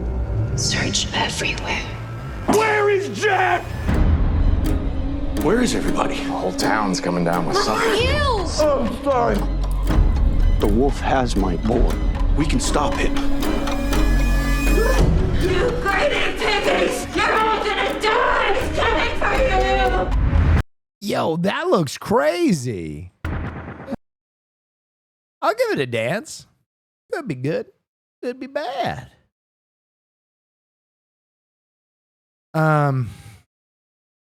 When I bought off more than I could chew. What was that?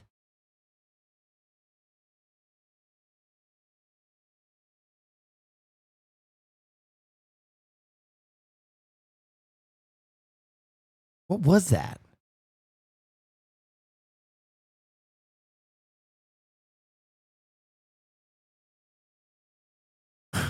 What's something people don't know about you?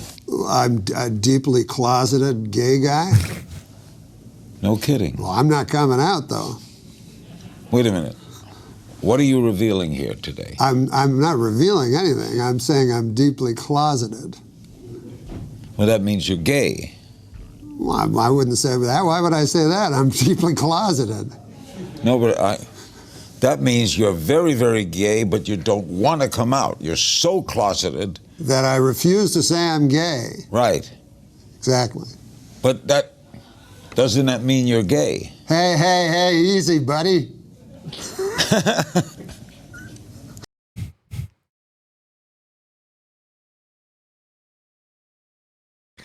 What a maniac. Oh, this book will reveal much. Watch new episodes What an absolute maniac. of Larry King.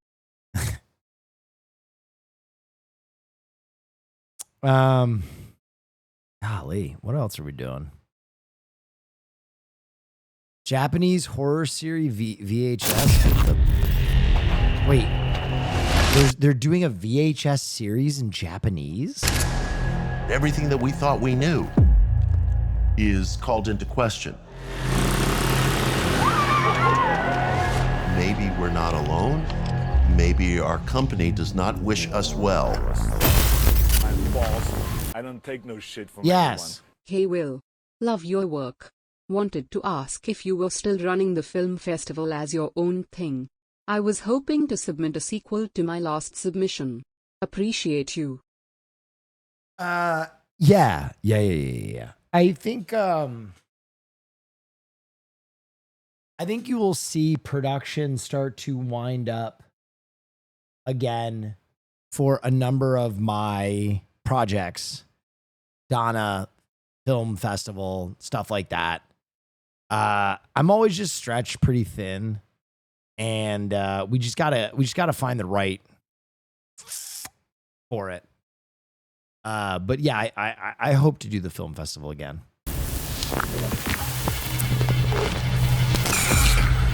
I love you, Will. Drunk.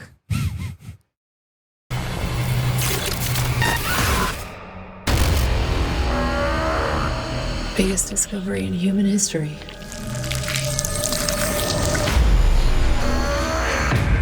These tapes have to be considered the Holy Grail. I know we all want to put an end to this. Tonight we get our chance. Just keep filming.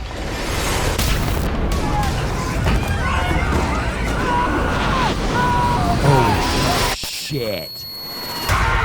That one looks awesome. Skydiving plane with a UFO. That's going to be awesome. It was a great one. Wait, is this already out? The fuck? Do you think this could become a film series? International best-selling author Quan Mills, and I'm back again with another urban sci-fi dystopian ratchet soap opera. Alien Twinks and the DL thugs who love them. Now, many people might be confused about the term DL. That means down low. No need for further explanation. Just go do your research. Now, you might be wondering, how in the hell did these two fine young brothers link up with alien twinks? Well, this story actually will take place between Miami and Chicago. Oh. And these two young brothers meet and at a gay.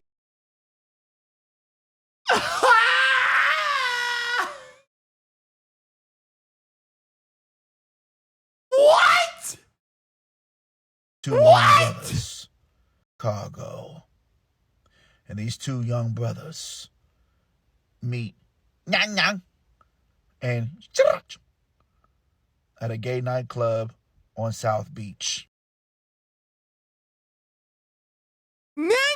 And what in the fuck? And that is how all this ratchet drama begins. So stay tuned, and I guarantee you, you won't be disappointed. But in the meantime, between time, I still have plenty of copies left of This Hoe Got Roaches in Her Crib by me, international best-selling author Quan Mills. Over 370 pages of good, gripping ghetto drama. If you love Jerry Springer, Maury Povich, Paternity Court, Steve Wilkos Show, all that low vibrational, low frequency bullshit that comes on during the daytime, I guarantee you will enjoy this book. Go ahead and grab your copy today. Oh my God. This is an America Me Up for sure. Oh my God. Oh no. It's me again, international best-selling author Quan Mills, I don't take and no I am shit back from again. anyone. Give him all the Hugo Awards for the rest of eternity. And with another crazy, gripping, captivating, that's sci-fi, very cool. urban ratchet One of my coworkers actually reads his drama. shit. No way. Wait, there's actual books? Thriller that is going to knock you off your feet. Pregnant by a YN crash-out alien from Mars. Now you might be wondering, what is this story about? Well, I will tell you. This story is about a little alien named Baba.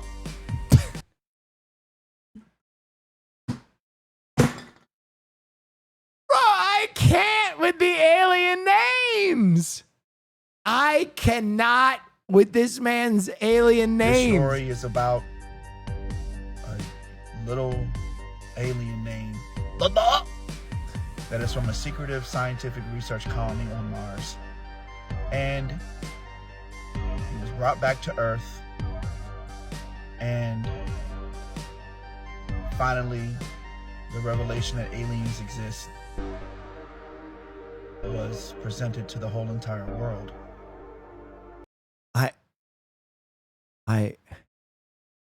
It's me again, international best-selling author Quan Mills, and your favorite CIA operative on a mission to create and disseminate the most that's very cool. addictive Bro, don't make fun of my alien name. brain rot Voodoo out. known to man. I present to you a snow bunny succubus got me pregnant. Oh my God. Now I know what you're thinking. Quan Mills, you are taking it too far. No, the fuck I'm not. I'm just getting started. A few of you all requested this in my live the other night, and I had no idea that Mpreg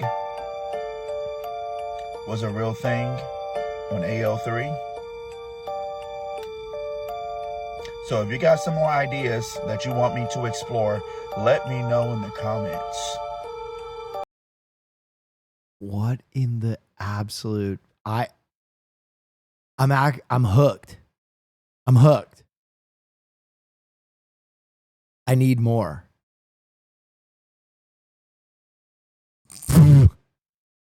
There's a story that needs to be told about a trifling ratchet whore who tried to steal me gold. And when a bitch tried to give me a glitch, I didn't give her a stitch. I just left her in a ditch. My baby daddy.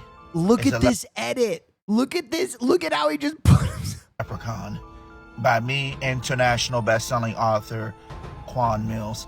I guarantee you are going to absolutely love this hood fantasy horror novel. Yeah. I need one more. No. No. No. And if you get me rowdy, rowdy, my love gonna make you shouty, shouty. You feeling like loving me? You feeling like kissing me? If you Fell in love with a hood rich BBW Velociraptor.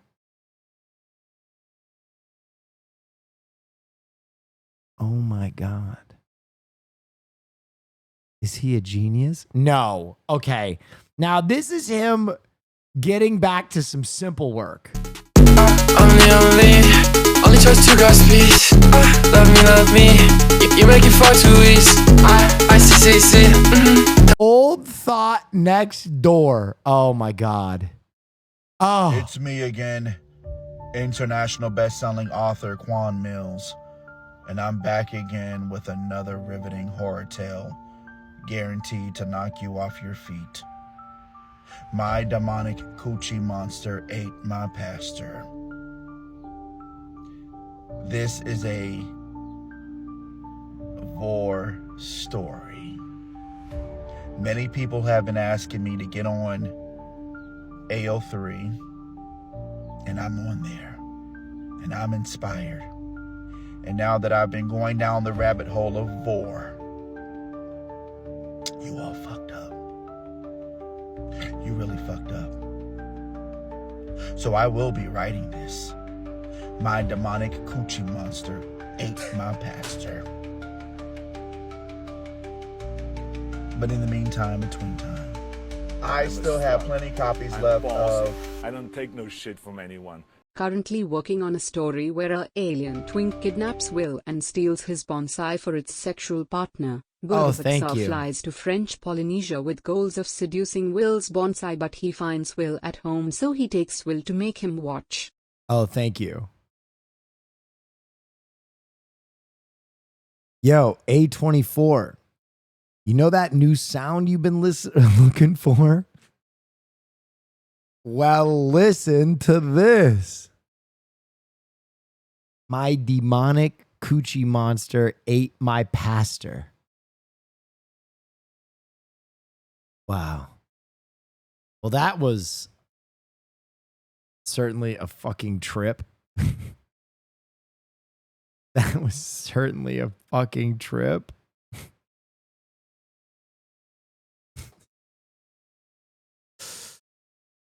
Fuck. There are audiobooks so you can listen to his stories. I feel like I should screen that first. I feel like maybe I should screen that. Just a little. Oh my God. My demonic coochie monster. I know writers who use subtext and they're all cowards. True. Hello, that hood BBW Velociraptor got that sloppy toppy clever girl.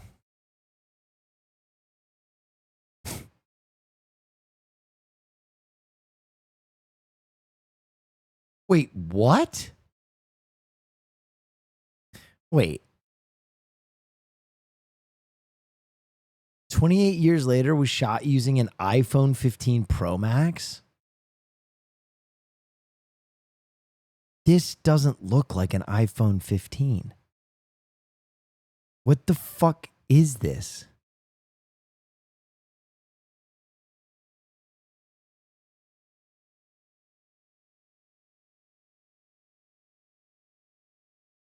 How many iPhone 15s is that?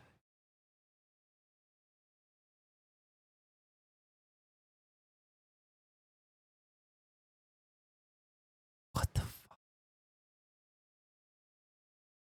What the fuck? What the fuck?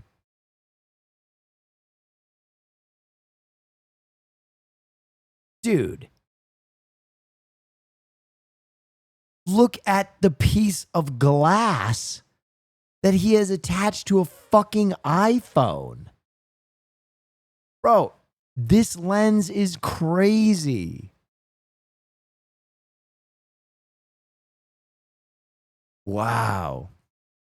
AI? I actually don't think that is AI. Because if you've ever seen the original 28 Days Later, it's really grainy. Like, if you watch the movie, it has a look to it. Like, it looks super fucking gritty. Like the whole movie, here's a good example, is like you can just feel that like Sony Handycam grit.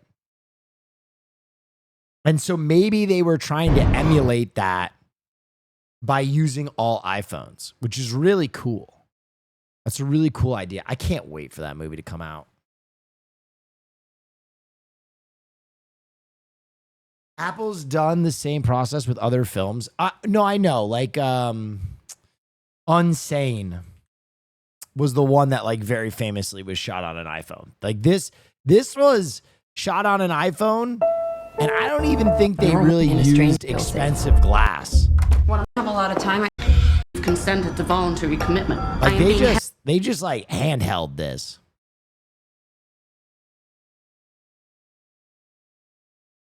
So it does happen. I just didn't know they were doing it with 28 Days Later. And that rig that they have for the camera was crazy. Well, for the iPhone was crazy. Like I've seen directors iPhone decent piece of glass. I've never seen a wraparound rig with 15 fucking iPhones strapped to it. Like that's definitely some new shit. That's some new shit. Will Neff teaching Austin boxing. Fucking touch me, cunt! Fuck, mate. It doesn't matter how many times we get beat down. Thank you, Pooh What Hands. matters is that we get the fuck up and we keep fucking trying.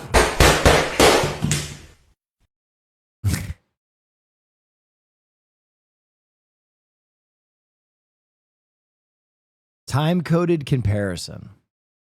Oh, is this it? Oh, shit. Hold on. Okay, so the first thing I noticed right off the bat is just how much more difficult it is to edit the iPhone footage versus the cinema camera, which to be fair, I am using professional cinema camera LUTs and I'm not using iPhone LUTs. So even though we shot both on log, that doesn't mean that all logs are created equal. A $30,000 cinema camera is gonna have a log that looks and works a lot different than an iPhone log. The log on the iPhone still did look great. It was just a little bit harder to get the colors the way I wanted them to. For the sake of this comparison, I tried to make all the footage look as similar as I possibly could, but I definitely had to adjust the hue of some of the colors. It looks much more yellow in the iPhone clip, and it looks much more golden brown in the cinema camera footage. Another thing I noticed is that the cinema camera looks more cinematic. The shot of Allie's hand going through the grass is a perfect example. I just feel like the cinema camera. I mean, I want to see what lens he used on the iPhone, though. Or is he just shooting naked with the iPhone? Times where I just want to capture it, so I'll easily get much more towards and the world. Oh, myself, he's just shooting. I find Dude, myself. That's actually kind of crazy, though. Filming. That's actually kind of crazy that he could get that level of quality on an iPhone that's not even using like a good piece of glass on it is really impressive. Have you seen Tangerine? Yeah, absolutely. I've seen Tangerine. Yeah, this is not new. Just so you know, the shooting a film on iPhone is not new. The rigs that I just saw for 28 years later, those iPhone rigs are new. I've never seen those before. I don't think they've ever been used. Putting a gigantic telephoto lens on an iPhone and putting a wraparound rig of 20 iPhones to catch the same shot from 20 different angles, that I haven't seen that before.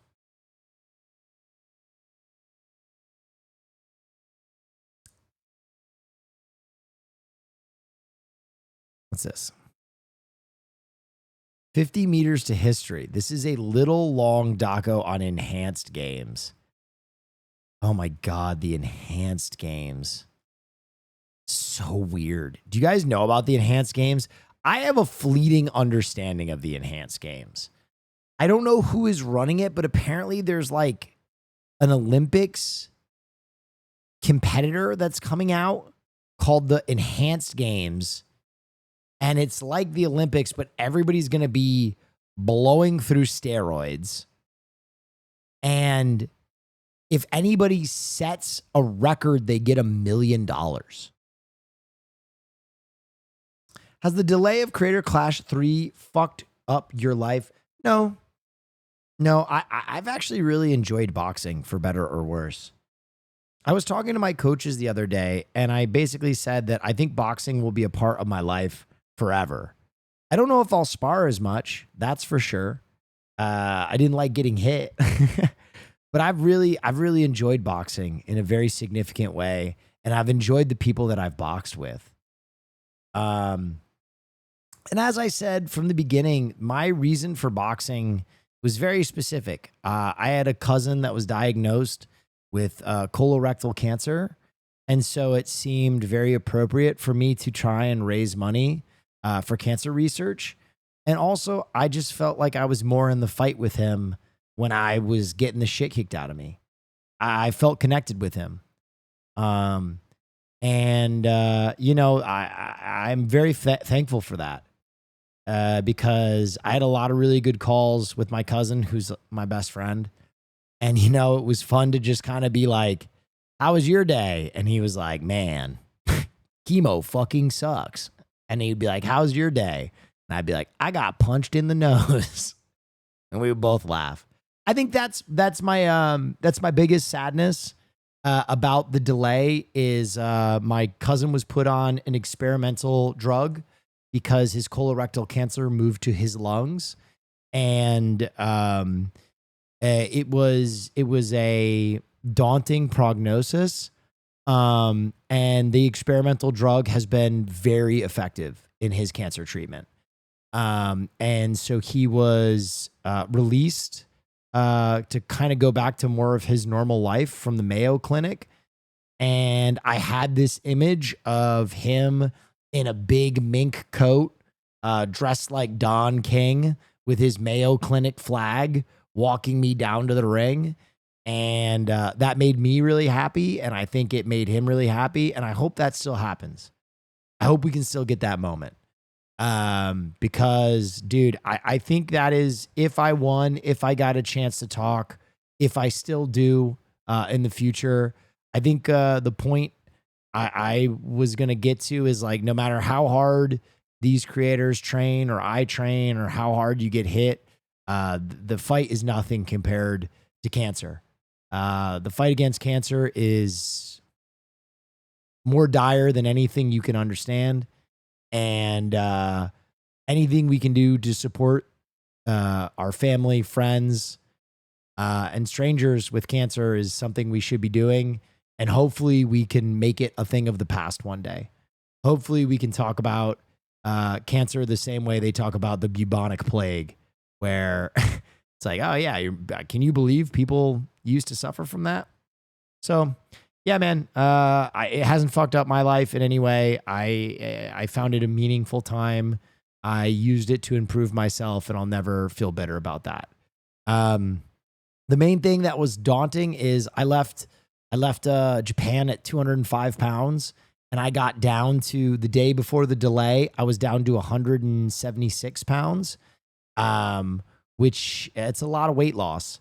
And I don't know if I will be able to stick around that weight. So the thought of having to lose weight again for the fight is not ideal. But there are harder things in life than losing weight. And so with peace and love, whatever happens, happens. And I'll make it happen. If the fight happens and we're all still on board, I'll show up at 175 ready to fight and raise some fucking money. Stud.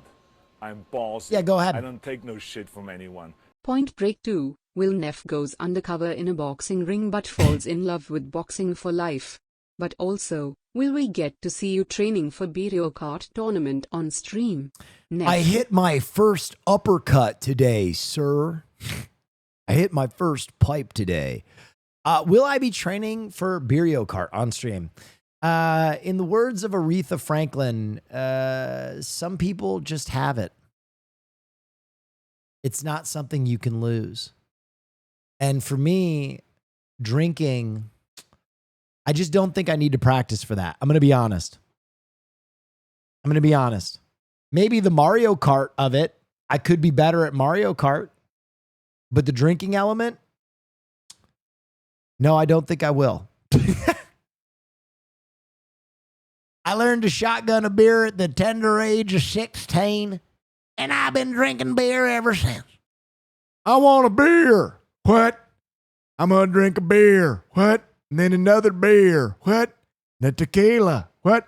No, I'm going to be honest. Actually, I probably should work on a little drinking because I didn't have an alcoholic beverage from the time I left Japan till the announcement of it being pushed, save like one or two I had at Coachella. And I had a beer like the day after it was delayed. We went to a Korean barbecue, family Korean barbecue for Fear End. And I had like 2 beers and I was wasted. I was like, oh shit, what the fuck? What happened? And it's like, oh, you fucking idiot. You've lost 30 pounds. You've lost 30 pounds and you haven't had a drink in 6 months. Yeah. You aren't, you're half the man you used to be. I fucking wasted. White girl wasted. Anywho, do you guys want to watch this documentary on the enhanced games? It's like an hour long. If we're going to do this, I might get a snack.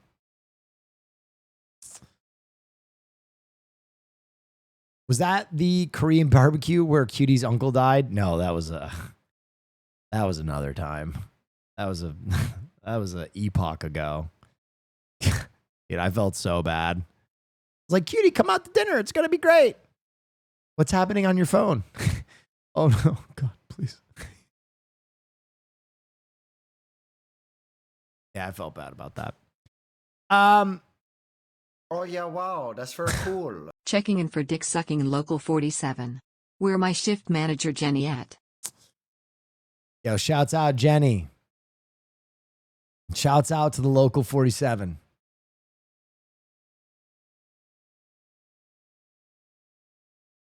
Shouts out to the local 47. Keeping them dicks wet. You know, I support a lot of unions, but none as fervently. Jack from New York Times here. Why is your partner against Ginger's solidarity? We asked her and she sang Baraka Laka Laka. Can you expand on that? Yeah, I think it's got to be my flatulence. I'm gonna keep it a buck. I think I'm the one bad apple that spoiled the bunch, really. Just giving a bad name to redheads. All right, we're gonna try this documentary out. I'm gonna put on a song for a second. I am gonna eat my dinner with peace and love. I'm a little starving my ass off, so I'm gonna go get some food. I'll be back in like 2 minutes. Actually, perfect idea. There's a new Joe is Hungry video. I'm going to start it. I'll come back. I'll finish it with you guys while I eat. And then we'll watch the enhanced games thing. And if it's good, we'll stick with it. If not, we'll move to gaming. I'll be right back, everybody.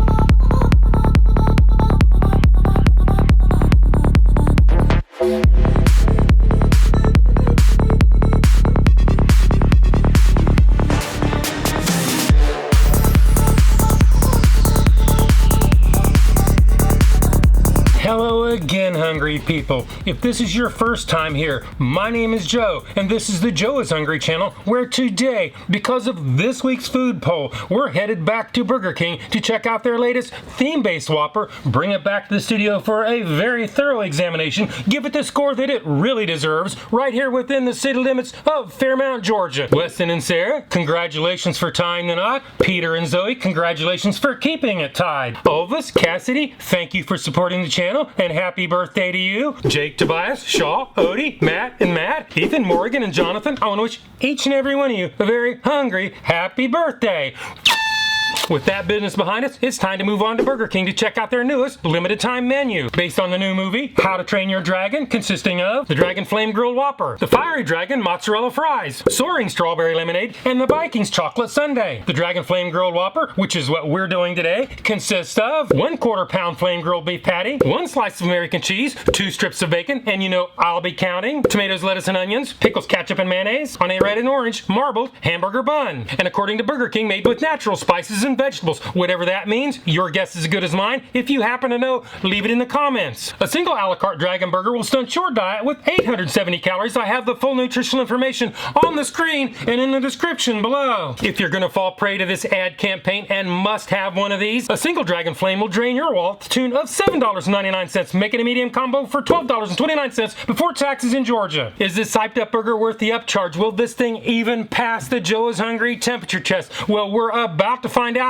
when we roll the drive-thru at Burger King in Cartersville, Georgia.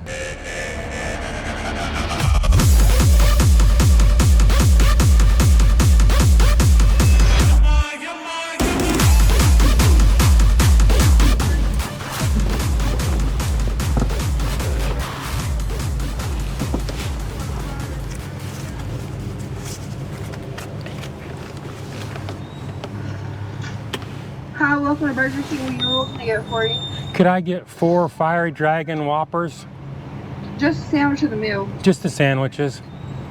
Alright, what else for you? That's all I want. $34.20 at the first window. Thank you, ma'am. You're welcome.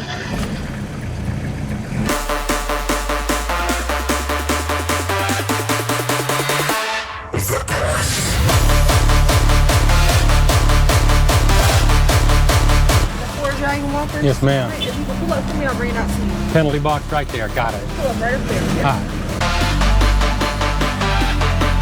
right. We are now in the proverbial penalty box at Burger King. Hopefully, they're going to cook them to order so they will pass the Joe is Hungry temperature test.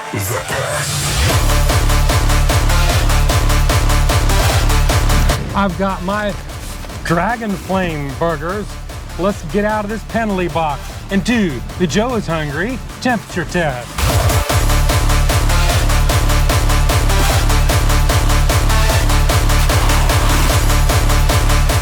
Dragon Flame number 1 is 124.7 degrees Fahrenheit. Dragon Flame number 2 is 129.6 degrees Fahrenheit. Dragon Flame number 3 is 135.1 degrees Fahrenheit. If you've been watching my channel, you know for a fact that I like my temperatures at 140 degrees or above. Hotter is always better. I've said it over and over again.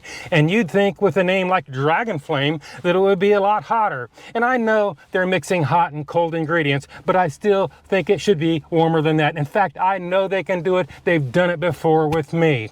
So today, Burger King, Cartersville, you fail the Joe is Hungry temperature test. Now it's time to peer deep inside, count every piece of bacon, get ready for a full Dragon Flame autopsy, head back to the studios and do the Joe is Hungry weight test. Well, Burger King, you kind of sunk that temperature test today.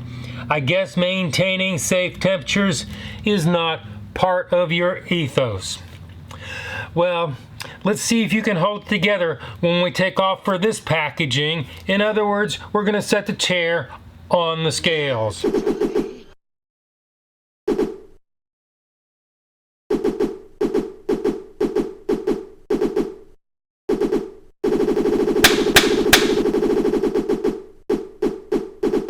Dragon Flame number 1 weighs in at 11.90 ounces or 337 grams. Dragon Flame number 2 weighs in at 11.45 ounces or 325 grams. Dragon Flame number 3 weighs in at 11.60 ounces or 329 grams. Well, the difference between the heaviest and the lightest is less than 10% of the average weight of all three. So today, Burger King, you pass the Joe is Hungry consistency weight test. Well, Burger King, it looks like you have portion control down pat this time. I think maybe you need to focus a little bit more on maintaining safe temperatures. Well, Burger King, they don't have serving weights in their nutritional information. There is little I can do about that except add them all up, average them out, do the math. Burger King new Dragon Flame grilled Whopper. What constitutes a Dragon Flame grilled Whopper? Whoa, did we just get a raid?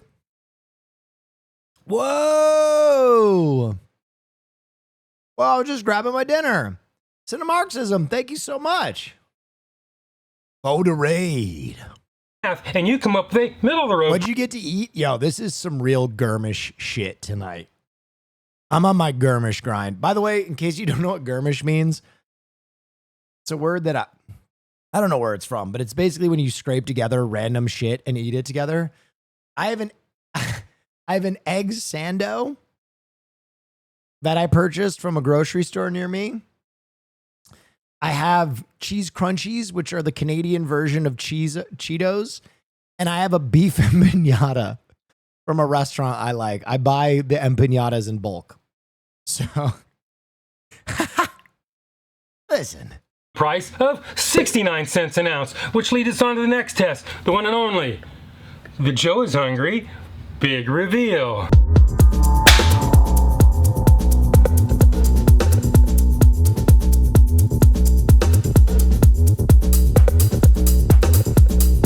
This egg sando's hitting like dope. Oh my God. I hate to admit this. Burger King has really grown on me. Their burgers are better than they should be. Every time I eat Burger King, I'm like, well, this is going to suck. And then I bite the burger and I'm like, this isn't that bad.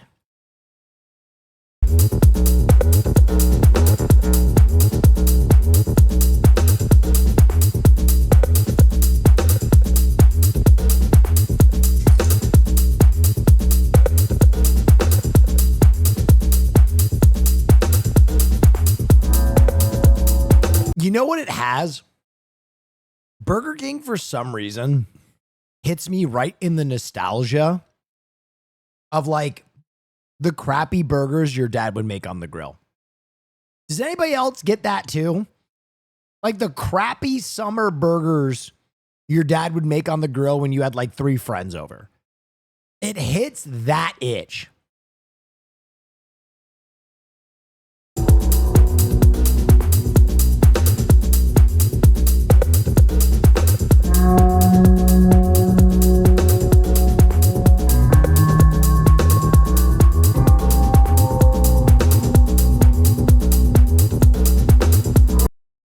Nah, my dad's the goat on the grill.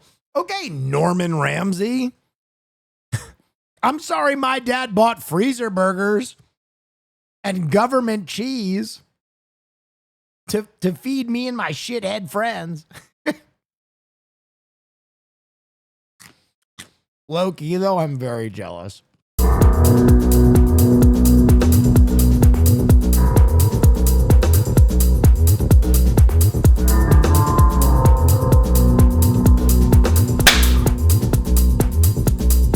This is what it looks like, and this is what it's supposed to look like. This is what it looks like, and this is what it's that photo goes nuts. Supposed to look like.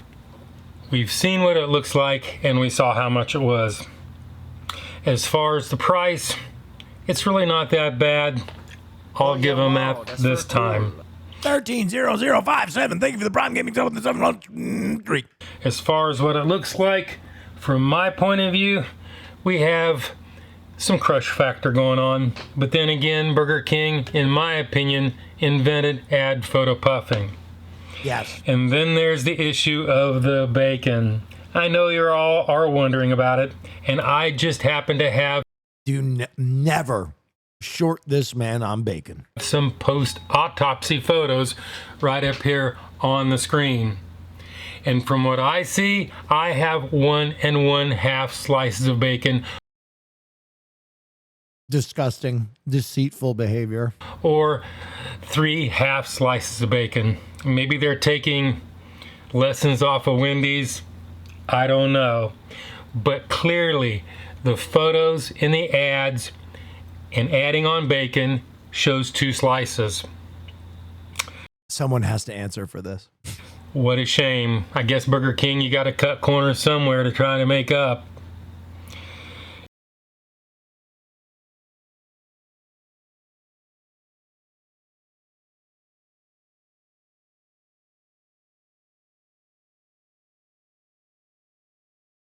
White people, we should really be mad about how long empanadas were gatekept from us. White people, we should be more upset. Because I found my way into eating not so good empanadas. And now I've found good empanadas. And I like buy them in bulk.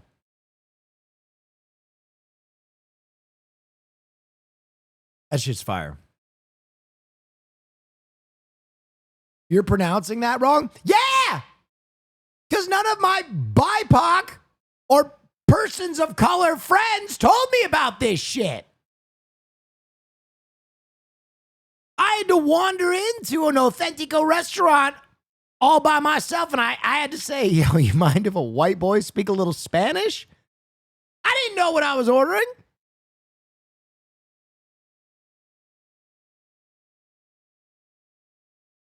That's your fault if I don't know how to pronounce it. I learned it from watching you, Dad, and you never showed me. You never showed me shit. 5 years. No chatter was like, yo, you should try an empanada. Anyway, that only leaves one more thing to do, and that would be the one and only, the Joe is Hungry bite test. So it is bite test. Empanada? No, I'm having one.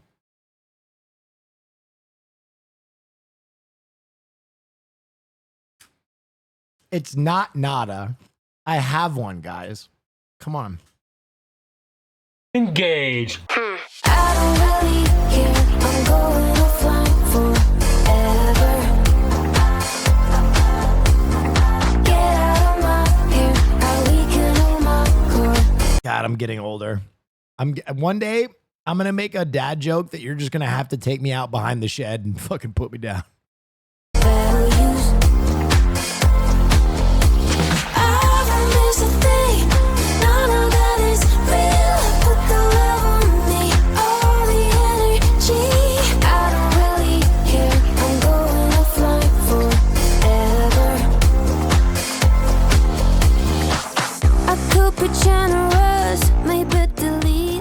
The bread appears to be soft, fresh, and very crushable, but absolutely. You're old enough to be my dad?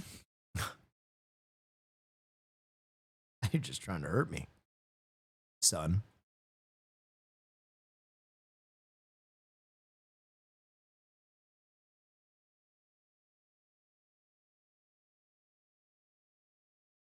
Your mom and I met at a Nickelback concert. I'm ballsy. I don't take no shit from anyone. Will, can you put so clothes on your bonsai? It's just over in the corner staring at us looking all wooden. Okay.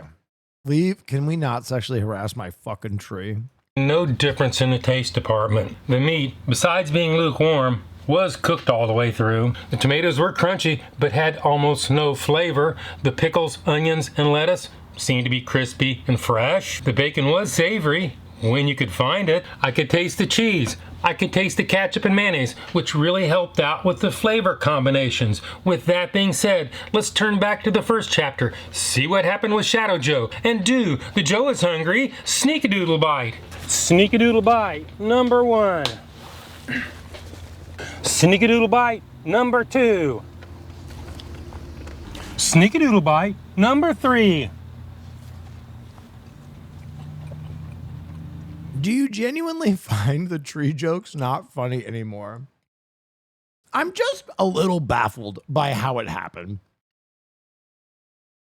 I'm just a little baffled how we sexualized a bonsai tree. How did we get here, you know? And the days go by, water flowing underground. Wow, that's very cool. Hey, Will, do you have a name for your sexy tree yet? May I suggest Sydney Trini? You want to know what's crazy? You're not even the first to suggest that. That's how deep the rabbit hole is. That's how deep we are. That you're not even the first one to suggest Sydney Trini.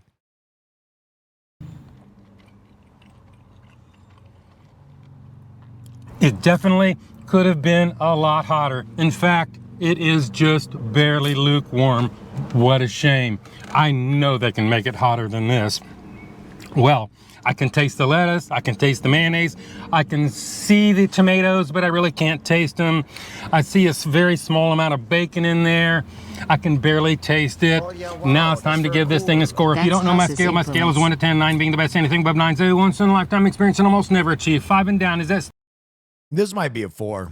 I'm going 4-7. Slippery slope to the pits and depths of fast food hell. So let's go ahead and give this the number that it truly deserves. Burger King. What we have here is a bacon and cheese Whopper with some pretty bread and about $1 upcharge. Nothing special in the flavor department at all. And normally I would have gone mid-5s, maybe a high 5, I don't know. But with that temperature test and scamming me on the bacon, today I'm gonna have to go 4.3. That is my number. This is my review. And Joe dropped the boom on that sandwich. Hopefully I will see you in the next video.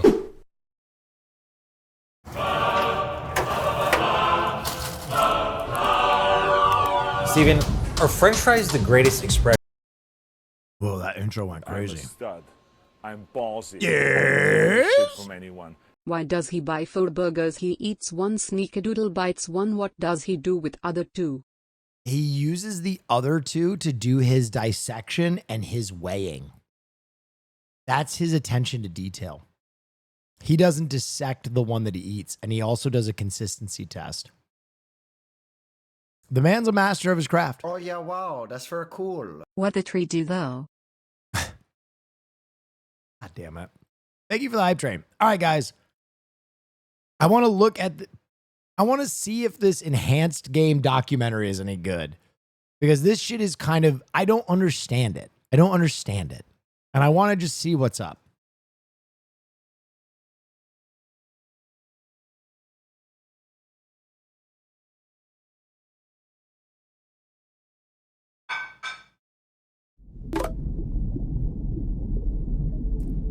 Now, that's the fucking grinder sound effect.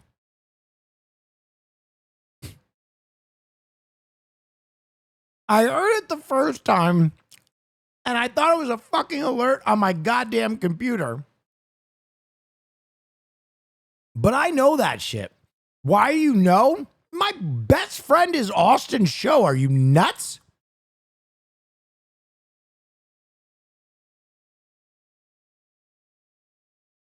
I lived in West Hollywood. Don't tell me about the dark magics. I was there when they were written.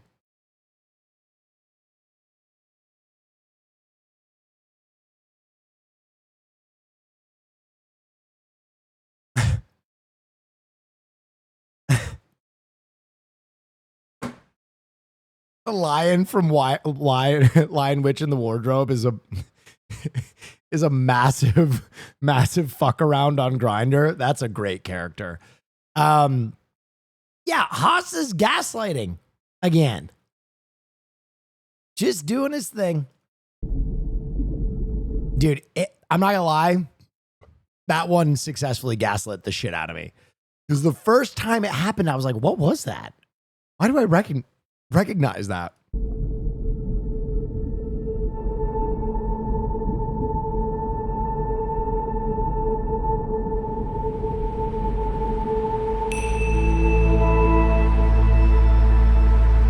I've always had this natural feeling for the water.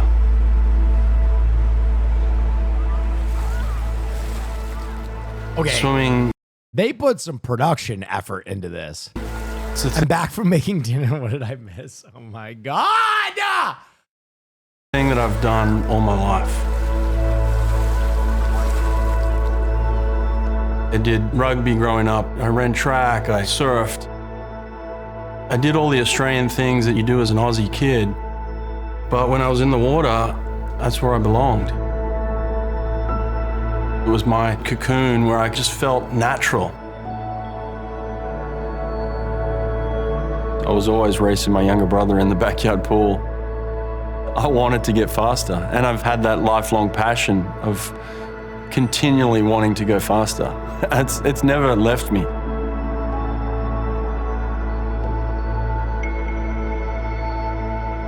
Swimming's just part of the culture in Australia where you grow up dreaming Subtitles? of becoming Real shit.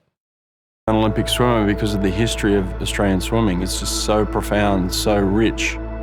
And I fulfilled those dreams. 2000, I was an Olympian. 2004, I was an Olympic finalist. And then I went into coaching. So it's been a 20-year journey of chasing speed. The fastest swimmer in the world is the person that swims the 50 freestyle. The 50 freestyle is the purest form of speed in the sport. Swimmers, is the 50 freestyle like the 100-meter dash for track and field? I really don't know much about swimming. Yes. Okay, thank you. No turns, no pacing, no time to think. It's you in the water and whether or not you can beat the clock. Is there any, on a 50 meter, because you don't have to turn, is there any rule about how far you can jump out of the stocks? Like, theoretically, could you jump like a quarter length of the pool? Yes? Fascinating. 20.91 seconds. That's the world record. Set by Cesar Cielo in 2009, a man I had the privilege to coach. There is a rule for how long you can swim underwater after diving. Okay, that makes more sense to me. That makes more sense. And since that day, not one swimmer has been able to take it down.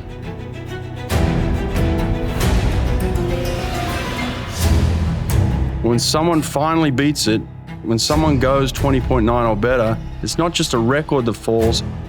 Bro, I swam a 32 in high school. Wait, what the fuck? What are you, a dolphin? It's a wall coming down. Because that number has lived across generations, it's been the line between possible and impossible. And breaking it will change that line forever. The 50 freestyle is not just a race, it's the razor's edge of our sport. I'm talking about the difference between anonymity and immortality. This record isn't just a number, it's a legacy. It's an era.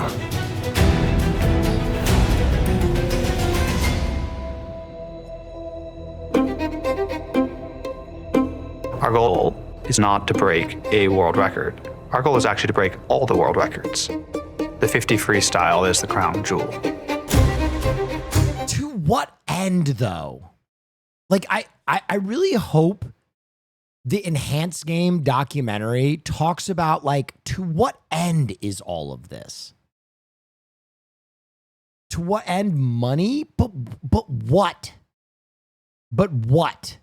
Like, do they have like an edge in the market on their steroids? Are they trying to do a propaganda campaign to, like, legalize widespread distribution of PEDs to average people, and they own some kind of medical technology? Like, I don't get it. Is it just fun, or are they trying? Is this like a psyop marketing thing? We're trying to showcase that the idea of utilizing performance-enhancing substances in sports is actually safe and leads to elevated unseen performance. To break a world record, all of the circumstances that impact it need to be perfect. This goes from the protocol, the athlete's preparation, nutrition, but very importantly, also training. And Brett is the best swim coach to ever live. Trying to get those hands to fly. And so Brett has now joined us as the head swim coach for the Enhanced Performance team, and we couldn't be more excited to have him as part of this journey. Bringing Brett in full-time, dedicated, focused on the... I'm going to be honest, I hate this shit. I hate this shit. I really don't like this shit. I think that part of the problem with moving athletics in this direction creates an issue with athletes where it's like, if I want to be a professional or a competitive athlete in a world of PEDs, then part of the prerequisite is that I have to juice. And that's like such a, like, I want to see the raw talent. You know what I mean? I just don't know. I don't know. To me, I don't love the idea of creating this artificial barrier where like we won't see some of the great natural talents because they don't have the right doctor. I don't love that. You know what I mean? Would you get a Michael Jordan in a PED league if he didn't have the right, doctor? I don't love that. Oh yeah, wow, that's very cool. You just described professional cycling over the past 30 plus years. I know. I know you're right. And I know cycling has been so crazy like that. The world record is something unique. I'm most comfortable coaching the best athletes in the world. The idea of the enhanced games, it attracted me. Being at the forefront of science. Brother, PEDs are already a part of the Olympics. No one performing at pro levels is natural. I don't agree with that. I think steroid use and PED use is much more ubiquitous than you would think. I think it's much more ubiquitous than you would think. But to say that every pro athlete is on PEDs or steroids right now is like, that's crazy. And technology and progress, I think, is exciting. And then having James Magnussen as one of your athletes, I mean, how exciting is that?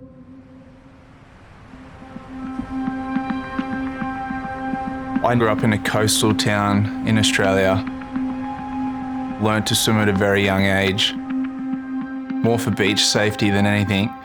Then my first love of swimming just came from my school swimming carnival.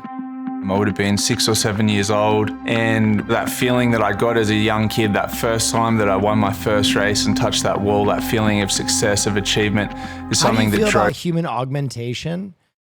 I think it's inevitable. It doesn't bother me as much as sports because I think people can genuinely fall in love with sports. And I think I am a person that thinks that athletics, competition, are an important part of developing a healthy person and a healthy psyche. And I think sports should be for everyone.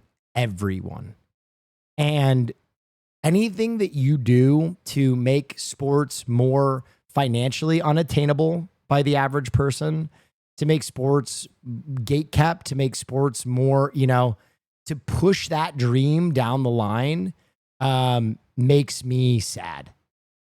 And so that's why I'm anti this. But augmentation, that's like cool. The issue with cat of, girls is they have a chance of inheriting the lifespans of cats, which adds a new ethical issue in creating them.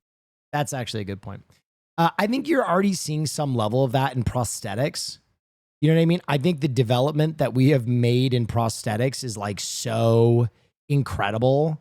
And I think some things you're going to see, like, I'll be honest, you'll see a lot of people. I think microchips under the skin that like have your wallet or like some kind of identification or something like that will be much more commonplace. Subdurals. Drove me day in, day out. And the winner of the gold medal and Australian age group champion, James Magnussen. I made the Australian team when I was 18, so I went straight from high school to representing my country on the world stage in swimming. I won my first world title at 20 years of age. Went to my first Olympic Games at 21. I had a 10-year-long career representing my country and then was retired by the ripe old age of 27. The hardest thing I've found in retirement was I missed that drive that got me out of bed each morning to say, I want Holy fuck, he's absolutely geeked. to be the best in the world.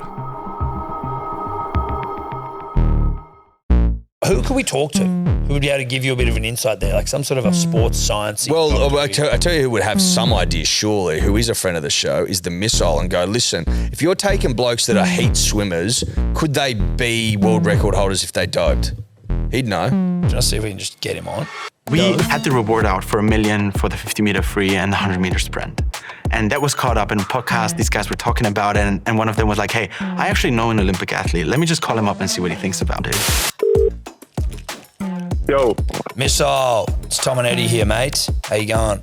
I went on the Hello Sport podcast and they asked me, did I think that the enhanced games could get random athletes from, say, a college or high school level to sign on, use performance-enhancing drugs, and then break current world records. You can't just teach talent to a swimmer and then juice him up and make him good. You got to get a pre-existing fast swimmer, right? You needed an athlete with years of skill acquisition, with years of training under their belt, the experience of racing. And I said to them, how about this? Here's one for the enhanced games.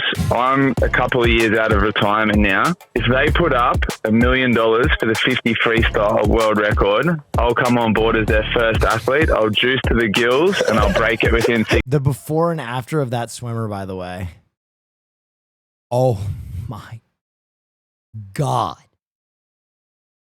Bro, at a certain point for a swimmer, doesn't this have diminishing returns? Because you're just not as streamlined through the water, right? It has to. Like, he looks like a fucking hydroplane.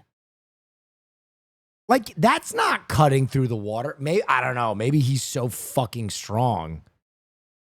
That's crazy, bro. 6 months. Oh! Regret that terminology, but here we are. It was like a Thursday night, went to bed, and we woke up and the podcast had, been released overnight, and his phone just blew up. And I was like, oh, what have I done? Like, usually that means something bad has happened in my past experience. Turns out overnight those quotes had kind of circulated globally. Every major tabloid had picked them up. And Aaron D'Souza had come out publicly and said, we accept. We didn't go out to find James Magnuson. James Magnuson found us. James is the perfect encapsulation of our mission. I don't think it's that interesting if a 21-year-old What is the mission? What is the mission? breaks a world record because that's what you expect. But could a 31-year-old, a 35-year-old break a world record? That's pretty amazing. Within a 24... Dude, I'm telling you, they're trying to sell roids. This has to be a hearts and minds mission. This is not a content thing. This is a product. This has to be a product. For our period of committing to this process, I had convinced myself that I was going to win that world record, and I've had 100% belief from that day until today that roids are illegal, though, right now. TRT is already something that is legal. Like, you forget that people with this kind of money can lobby. They can lobby. And if you win people over, if enough people watch the enhanced games and they're like, hey, look at that. This guy, he took some steroids and now he got $1 million. I was thinking about maybe I could mortgage my house again, get me some of them steroids. Get back into football. I'm only 47. I'll break this world record. I knew once he said, I'm going to do this, I knew that he would commit to it and he'd be back to his old athlete mentality and focus. And yeah, I have no doubt about his ability to really zone in on something. So in April 2025, it will be 7 years since I last raced professionally for my country, and I'm ready to do it again.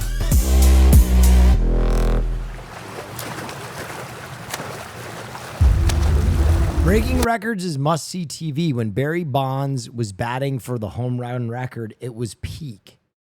Yeah, but like Barry Bonds, I know I'm pausing a lot, but I just have a lot of thoughts on this. Barry Bonds was interesting because I feel like Barry Bonds was a lot like watching professional wrestling, right? Where you at least had that plausible deniability of if it was fake or not. You know what I mean? You had that plausible deniability of like, well, is he juicing? I don't know. And maybe his biceps just got 6 inches bigger because he's been lifting weights. I mean, everybody loves more home runs. Everybody loves more home runs, but I don't know. I don't know. I don't know. In trying to showcase. Here's the thing. I am not against a level of like TRT or even steroid use. If you are a consenting adult who is looking to extend your longevity or make you feel stronger or help your body heal. But at the same time, I am worried about PEDs becoming truly ubiquitous in sport to the point where we are encouraging very young athletes to use steroids. Like, I'm going to be honest, even in my lifetime, bodybuilding like used to be something that age like 25 to 30, you would see guys start juicing, right? And it would take a while for their physique to dial up, right? Now, on my Instagram, on my TikTok, I see dudes who are like 17, 18, sometimes 16 years old, absolutely fucking juiced. Like, not ethical juicing, not like delicate juicing. They're not like dabbling with, I might take a little HGH. I mean, they are trend out. They are fucking on moose testosterone. They're giant. And I look at that and I'm like, that's very cool. Oh, virtual meal. Thank you. I'm like, oh, that's a lot. I'm a little nervous about that. That performance enhancements will actually lead to the fact that athletes can safely break records.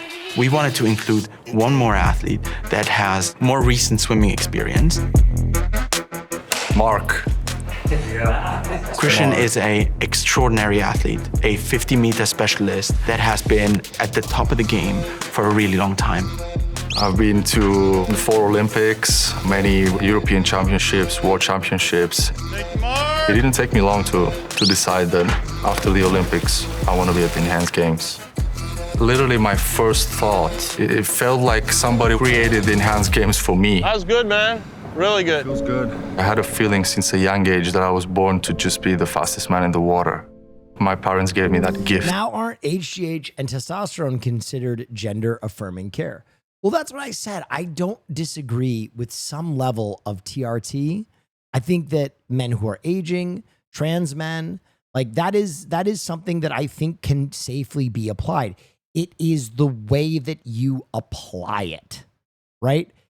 When you see someone at 35 years old taking a small amount of testosterone to get their pep back, that is different than a fucking 17-year-old taking a rhino's pineal gland and shooting it into his temple so that he can get 30-inch biceps before he can drink. Do you understand? Do you understand the difference between those two things? Like, the problem here is not in the thing. It's in how widespread and ubiquitous and abused it is. My father was a swimmer. He was a famous Bulgarian sprinter. After that, he became a swim coach, and just naturally, he just put me in the water. My father was my coach, I would say until 16 years old, somewhere around there. I lost my father in 2010 from skin cancer. Yeah. He taught me a lot about swimming. When his father passed away, he kind of took on this responsibility to become the best that he could be for him. And I think that was a big motivation for, I would say, like the first 8 to 10 years after his father passed away. That was a big driving factor. You can do some single arm sculpt. First met Christian was way back. He was a swimmer at Alabama, so I was the head coach at Auburn University. So I met Christian competing against my team, and I hated everything about him. I loved him because he was so... Lewis the Music, thank you so much for the 2 months. Incredibly awesome, but he was swimming for the wrong team. I think it was our destiny to come together at some point. It just wasn't then, but I'm glad that he swims with me now, and I'm glad I got a chance to coach him because he was at the end of his career, and now working with him, I feel like he's at the beginning. I feel like everything he did in the previous 4 Olympics was a prequel to what he's going to do with Enhanced now. The sky's the limit. I think this is perfect for Christian because his biggest competition is himself. and it always has been. So I think for this, he can just focus on himself. He doesn't have to focus on winning. He just has to focus on being perfect in the water. He was swimming as fast as he was in Paris after a 6-month break within 2 weeks. No enhancements, just coming in and doing sprint training. With a swimmer that's just been fifth, like, right, there's only 4 people in the world that swam quicker than this guy last year. I'm really excited to see where this can lead to. This is what I needed to get motivated, push. This feels so advertised and self-sucky. Oh, for sure. That's what I'm saying. That's what I was saying right from frame one. More, to push harder and break records and make a good living out of it is like something that I want to be a part of. I'm not going to lie, though. It is fascinating to me. It is fascinating to me that such a strange fucking idea has come so far. Yes. They phrased it interestingly that enhancing drugs allow for safe breaking of records. Do you think they're trying to argue that without them, people looking to break records might end up permanently injuring or killing themselves?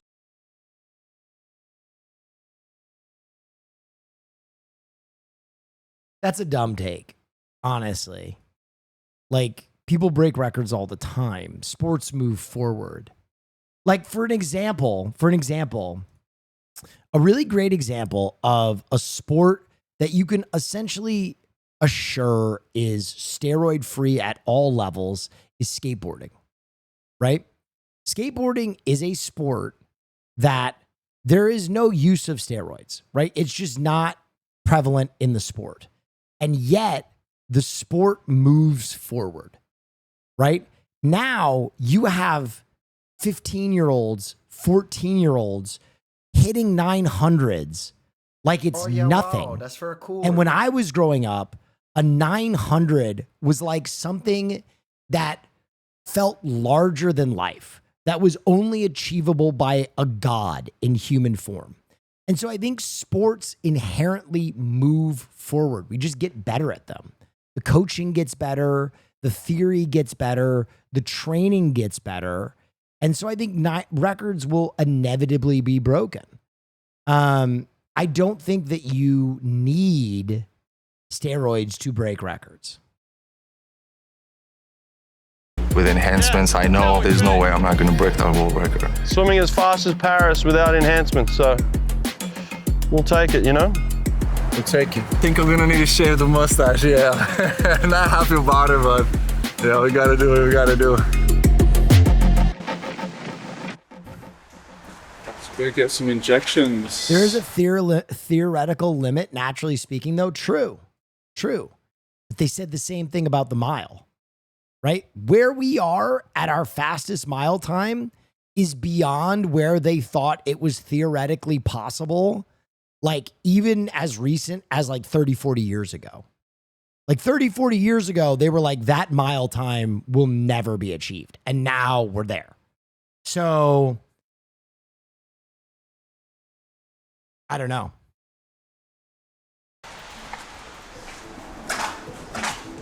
I started the protocol pretty much as soon as I got over here to the US.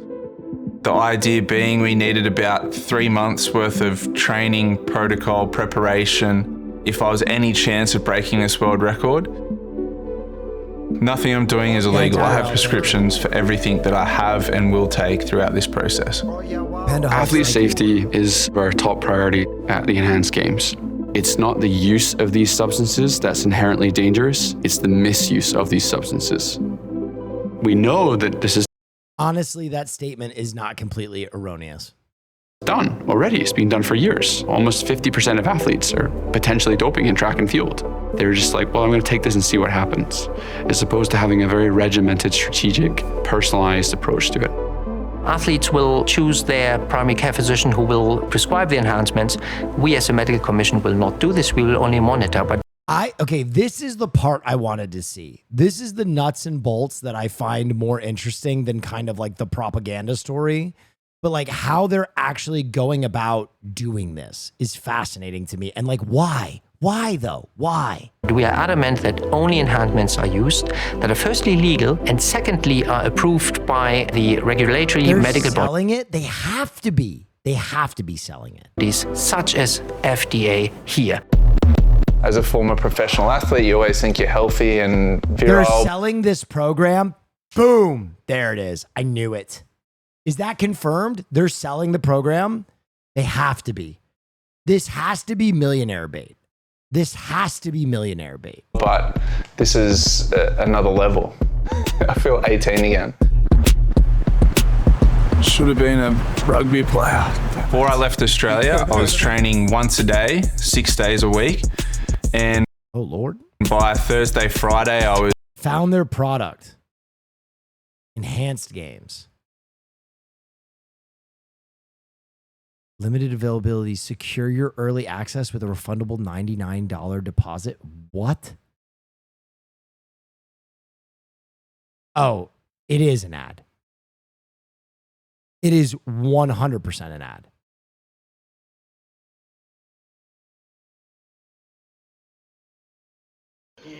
I knew it. I knew it. Bath Babam, thank you so much. I knew it. Dude, I called that from frame one. I called that from frame one. I was like, to what end is all of this? I was tired, I was sore, I was struggling. Came over here. All right, I'm going to skip around a little bit. I want to see like where this ends up and like what they're going to say about the event. Let's go, Christian. When is this event?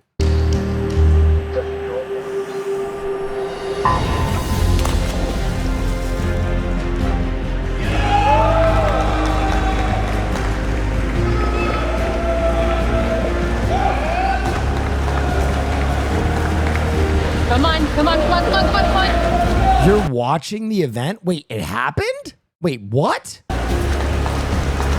Stick it! Stick it! Stick it!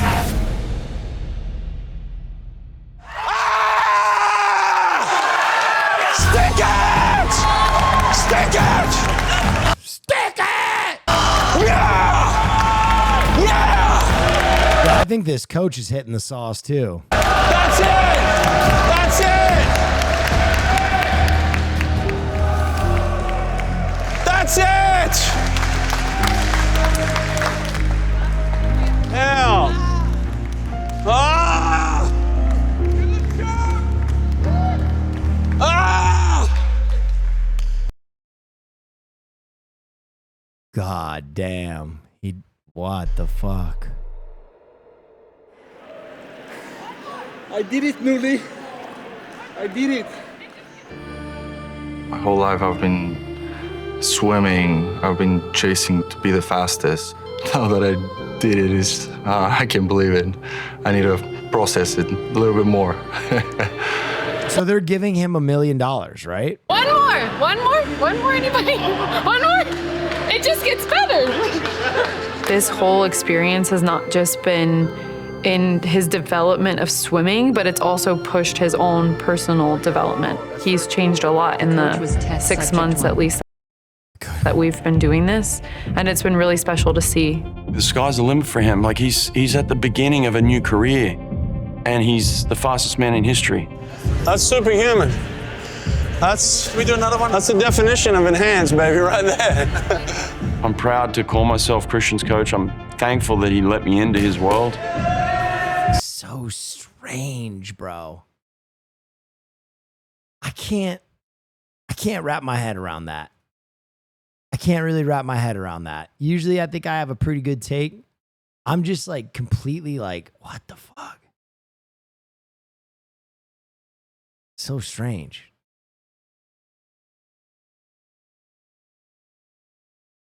It's all money. Yeah, I think it is. It'll be interesting though. I wonder if we're going to live in a future where, I mean, both female and male body standards have gone insane. They've gone insane. Since the 90s, female and male body standards have gone completely insane. You're beautiful in your own skin. Fitness is for your mental and your physical health. And I think like everybody's harshest critic is themselves. I think it's, man, it's going to be a strange world when everybody's juicing.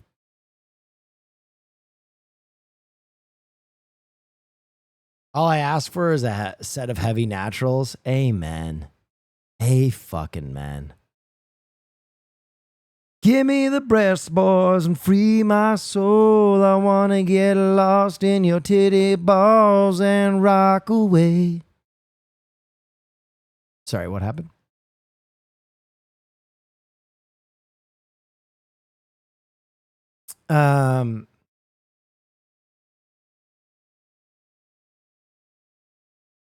Oh, more reasons to love Superman? I'm in.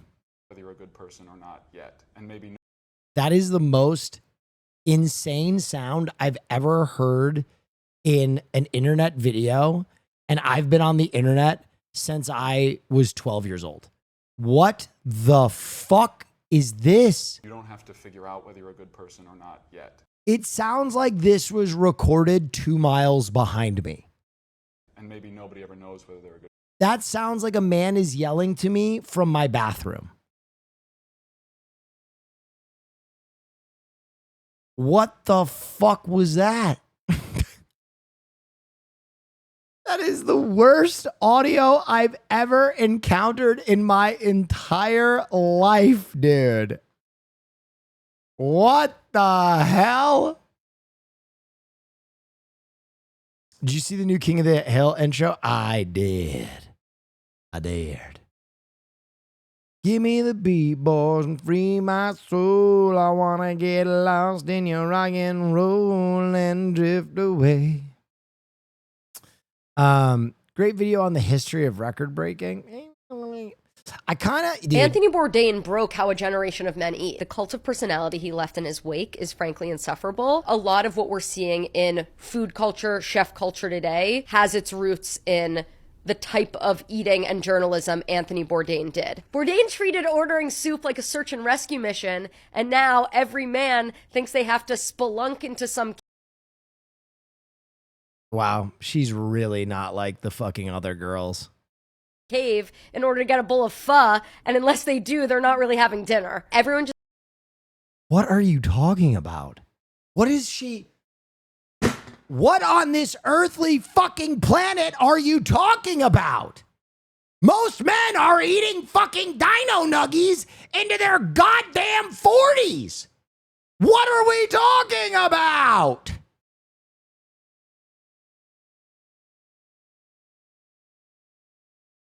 Everyone just needs to calm down, take a step back, enjoy the slice of pizza or burger you're eating. It's not that deep. Yes, it is. Yet food is that deep. It is that deep. It's the one true universal experience that we will all have, save breathing. Save breathing. It is the absolute cornerstone of human connection. Breaking bread is biblical. It is where you can sit across the table from someone from a completely different walk of life, someone who has never spoken your language or seen your country or understands anything about what you do in your life, and you can have a shared experience of eating something delicious. I fully disagree with that take. I have no idea who this person is. And going after Anthony Bourdain? Why? Why?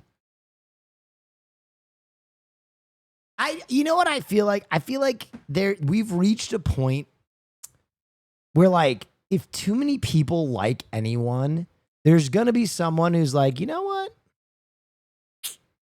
Nah, fuck them.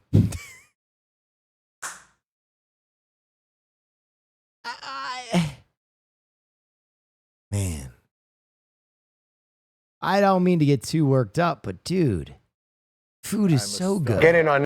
Food gives life meaning. I don't take no shit from Yes. anyone. Will you know if they joined up with Trimax could give them something to help them cut Yeah. through the water faster? Yeah, use that rudder. We did see the ceviche cliff climbers. That is true. What is this? This. Look at this right here. Oh, Si fuck. voglio bene assai, ma tanto, tanto bene. That, dude, that's the most Italian shit I've ever seen. holding you hostage while he basically dumps a load of sauce on your spaghetti. Like, he's kind of like, what do you do? I'm from Man vs. Food. Quit fucking my pasta. While he sings, molto bene. Ora stai and you're just like, oh, okay. All right, I can pour the sauce myself. Look at his face. Look at his face. He's like, is this guy serving me sauce or is he sexually harassing me? What's happening? Ooh, I can't promise that your experience will be as sexy as mine was. Right? Sexy! Sexy!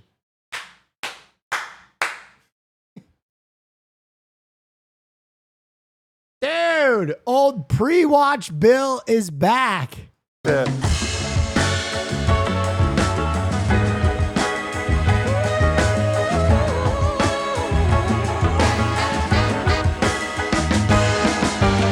I'm in New York right now, and perhaps there's no meal more iconic to New York than the abundant, big, bold flavors of the red sauce feast. That's true. Also, Nixon 7. I am on a mission to find out the real pro moves for the red sauce dinner, and I'm going to some of the absolute pros.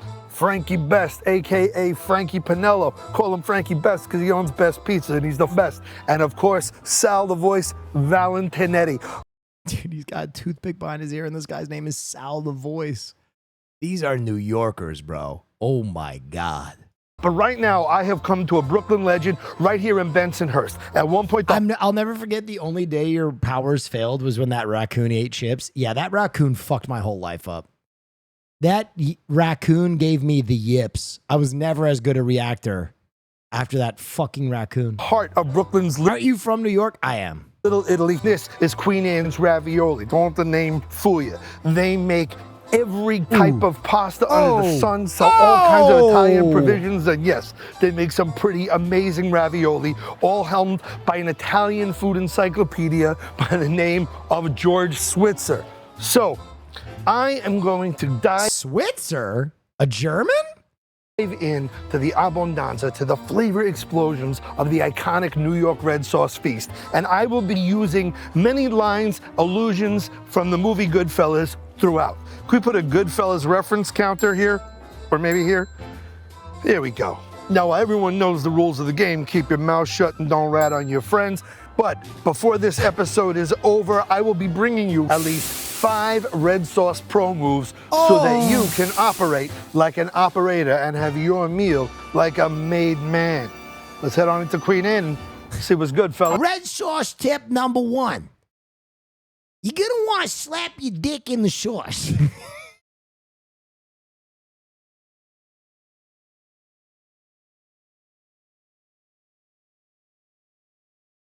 I'm sorry. I'm really sorry. I don't know why I said that.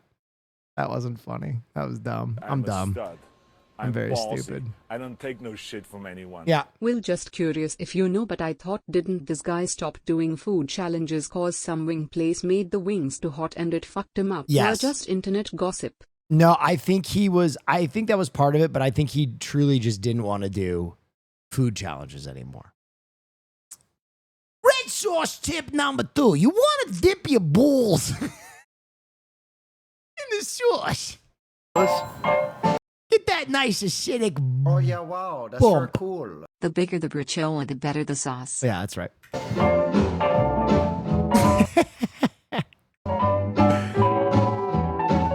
How long has Queen Anne ravioli? Guys, I've been saying it, dude. I've been missing New York. It's fucked up. I literally put New York behind me in such a sincere way.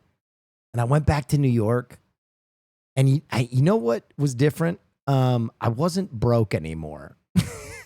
And New York was way cooler when I wasn't broke anymore. I'll be honest. New York's very expensive. Very expensive. But I was like, I grew up here. I'm enjoying everything. Why do I like everything? Oh, right. Right. We've been open. 1972. And it was opened by your... My father-in-law and my mother-in-law, originally.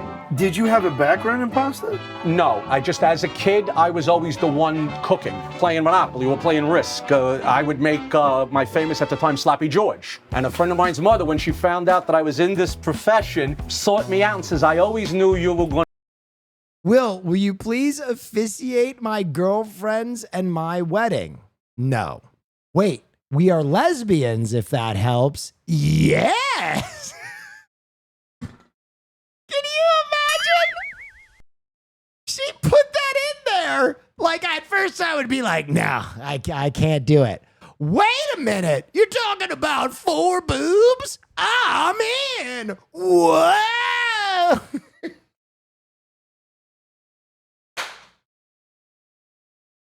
Bazinga! Honestly, I would think about it.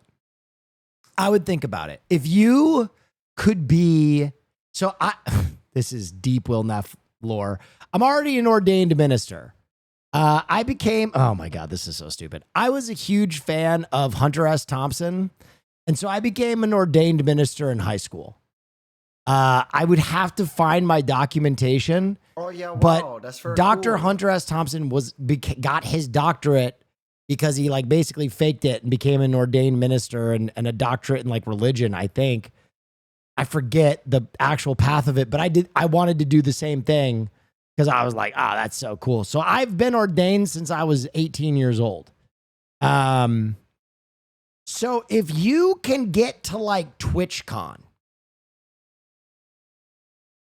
or somewhere where I am, I'll marry you. I will marry you. Which state? New Jersey. But, you know, we can kind of fucking fudge that a little bit. NordVPN that bitch. You know what I mean? We can NordVPN that a little bit. We can, you know. Where'd you get married? New Jersey. Really? Yeah. Done? Okay. And also, hey, real shit, character aside, all bullshit aside, congratulations. I'm really happy for you. I wish I could be gay, you know. I'd have a big gay wedding. No, that was me being genuine, Haas. Get rid of the drum roll. No, that's awesome. Congratulations on your engagement. to cook. What is it about Queen Anne that has made it stand out? Queen Anne continues This motherfucker put in a goddamn drum roll. A tradition of the Thanks, Will. We love you. Love you too. Congratulations. manufacture of long and short goods of pasta, of ravioli. Yes. I don't take no shit from anyone. Hey Will, can you offocate my wedding? For my polycule if that helps. Can you offocate my wedding? I don't know what offocating is. I wonder if they make my fave pasta, shoholini. You're in a polycule, though. How many boobs is that? Wow!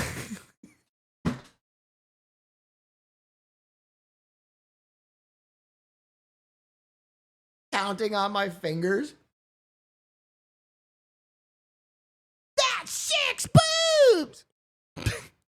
And tries to do things the way they were originally done. The ravioli is made every day fresh. How many ravioli do you Forgive me for being so stupid. sell a day? I don't know, maybe 5,000. A day? That Could was we a go rim actually shot. see Yes, some of yes, the pasta being made and some of the ravioli being made? Of course.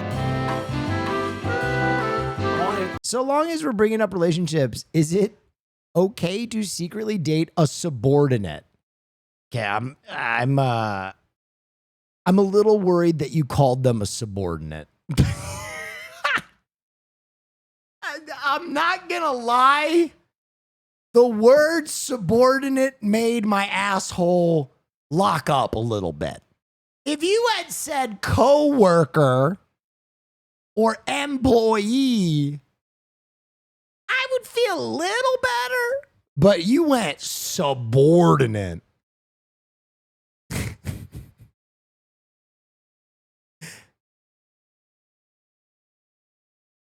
This happened wow, at that's work, very and cool. everyone but me seems to not be bringing it up. Yeah. Subordinate. It's a tough one. It's a tough one. I'm gonna say maybe You're not going to listen to me. You're not going to listen to me. I bet that subordinate pussy is gripping like a fucking 100v1 gorilla fight. You know what I mean? If the fact that you're even asking me, you know what I mean? Do you want me to tell you it's okay? Or do you want me to give you the real advice and be like, don't do this, brother? What do you want? What do you want? You want the real advice? Yeah. Yeah. I wouldn't do it. You might fuck all your shit up. Now get back to work, peasant.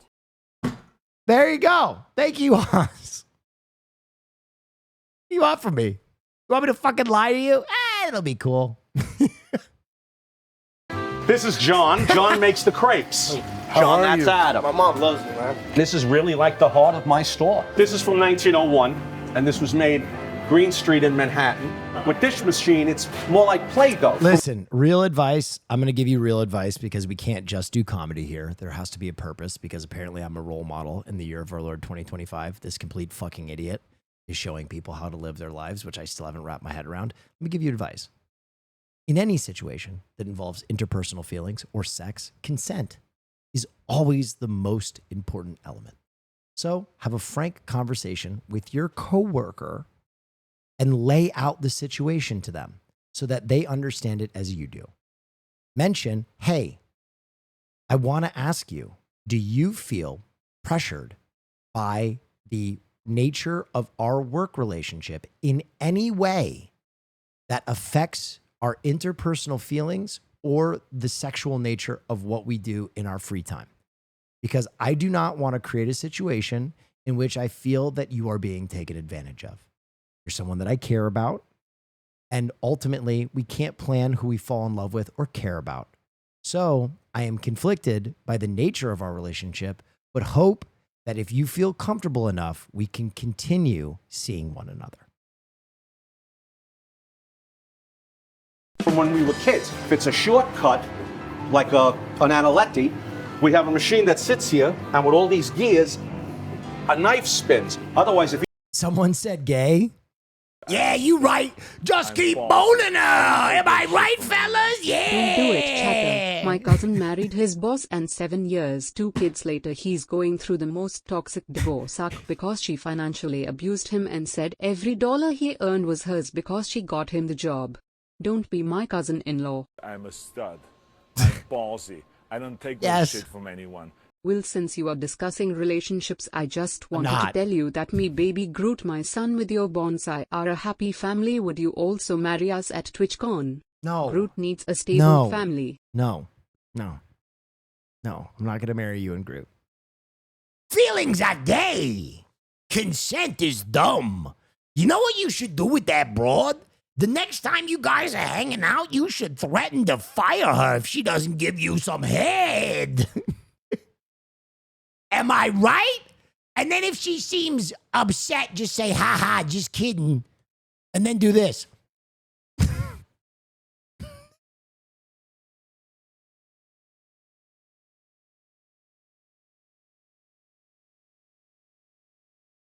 Jesus fucking Christ, you guys.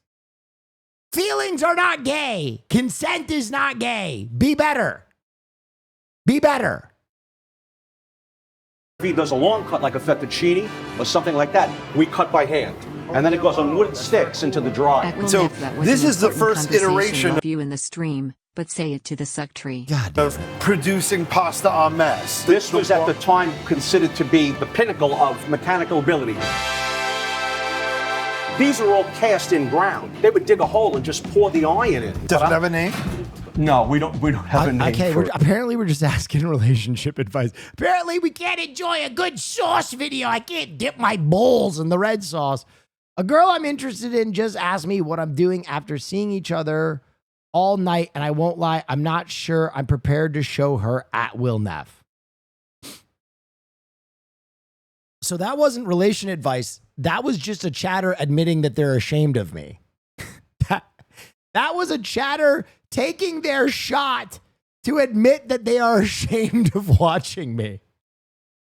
Thank you. Thanks for Thanks for that. Great. Good. Thank you. Confidence levels are peaking over here. If it's not working, there's plenty of names. I don't know how to put it better than that. Are there a lot of these in existence? I would have to say right now, I think I have the only functioning machine of this sorry type for bringing this up continually. and derailing the stream. No. Have some extra bits as an apology. No, Gingerbread, it turned into a teachable moment. Turned into a great little teachable moment that I think a lot of people can benefit from. It's hard to navigate workplace relationships and remain a gentle person and a kind person and an empathetic person. In use.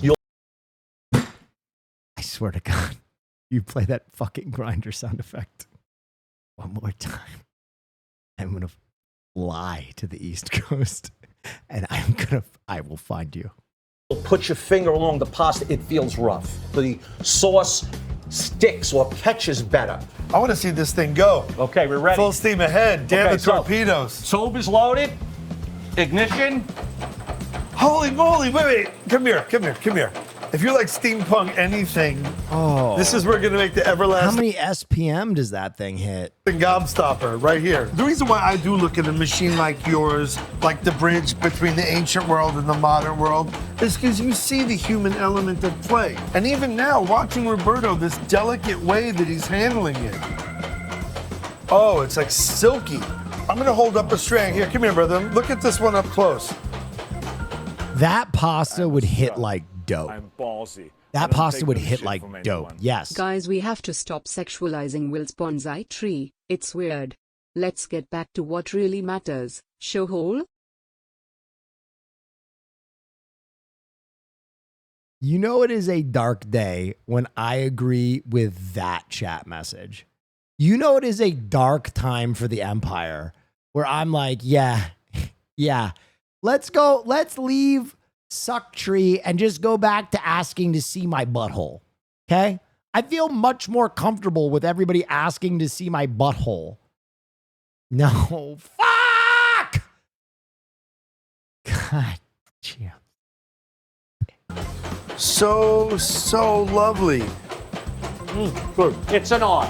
There's no denying it. If you've seen what you need to see here on the other side, we have some ravioli. I'd like you to see us manufacture. Come on, this is Queen Anne ravioli. Yeah. Let's get the ravioli. Come on, let's go. Here we go. Am I crazy or is what Adam Richman lost his step? Brother, it's been 20 years since Man vs. Food. I don't take no shit from anyone. Yes. Well, I mean, think about it like this. How many other streamers have thousands of people who wanna see their butthole, see them die of self-suck and or fuck their tree? You're famous, man. Yeah, I suppose you're right. We're at the Big Boy Ravioli machine. This makes the round ravioli. This is the shape that moves the most in this store. It outsells all the other shapes combined, the round ravioli. How old and is the this shotgun machine? you know for the thing. What? Wait, what? What? I'd say this is about 50-some-odd years old. So it was manufactured in Dumont, New Jersey by a gentleman named Ed Lumby. You know the name of the guy? I met the guy. Ed Lumby in this business is revered. So these guys have to be working like a ballet. Someone asked you left OTK? I did. Because he can't be producing them faster than he can fill them. Like right now, I feel like there's about to be like an I Love Lucy moment. Wait a minute, I'm gonna come over. Lucy. Wait, did he just eat a raw ravioli? Stop. Wait, what? Wait, he ate a raw ravioli? He can't be producing them faster than he can fill them. Like right now, I feel like there's about to be like an I Love Lucy moment. Wait a minute, I'm gonna come over. Oh my God. Not worth the gag. Bro, that is crazy. You gotta be a level 10 Italian for that, truly. You got to be a high-level Italian for that, my God. This was a Jewish area, but it became Italian where when you came from Italy, you know to come here, you're going to get a job. You know to go to Cafe Milalucci, which is where the Dunkin' Donuts is now. And you know someone's going to speak your language. You know you could He's work in Jewish? your job. Well, that's why he didn't enjoy it. in any of the Salamerias or the Italian businesses that were thriving here. When I first came here, they looked at me and said, "Tu Italiano?" I said, "Yeah, I'm Italian." They go, "You speak Italian?" I said, "No, now you're American." Now, after 100 years that I'm here and everybody gone, I'm sort of the only one left that remembers, you know, who the street was named after and why. Oh, when is the feast going to be here? Look at the paper. No, but we'll tell you. Do you feel a big sense of responsibility? Yeah. Everybody was moving out of here in the late 80s, early 90s. So they would say, "George, when are you leaving?" And I says, "Don't worry about when I'm leaving, but when I leave, I'll shut the lights." You don't. I love that. Don't sell hot food to the public. No, we don't. The only food I'll serve hot is that, you know, I carry on like a tradition that we've always done, is I make everybody lunch every day, so it all depends. Let me grab some ravioli for you. Oh, right off the line? Well, oh, that's sick. This is like... The freshest is all you're going to get from here, the freshest. The only fresher than this is me. Hey, yo. Any fresher than this, you gotta eat a live animal. It's supposed to be like brackish, like seawater, right? No. It's not too for ravioli. salty. Any fresher than this, and you need to handcuff someone's nona to a radiator and have a dropping hand-rolled raviolis directly into boiling water. It's Yeah, ravioli. too salty. So that's about enough. And now we'll throw in some ravioli. Now, once the ravioli are in, That looks so good. I just like to move them around gently. What happens is the ravioli will dive to the bottom of the pot. The heat will make the ravioli stick. So you just twist them around until the dough absorbs moisture, and then they won't stick to the bottom. The less you touch them, the better, and then you won't damage the seal and they won't open. Now that is a deep ravioli Any fresher pro than move. this, you have Well, entered usually they Italian float, heaven. and then, of course, not to rob that line, but they plump when you cook them. Let's take a few out. Let's plate them. And you made this marinara. I make this marinara here, yeah. Oh, I'm like drooling. dude, look at the color of that. Pavlov's pasta.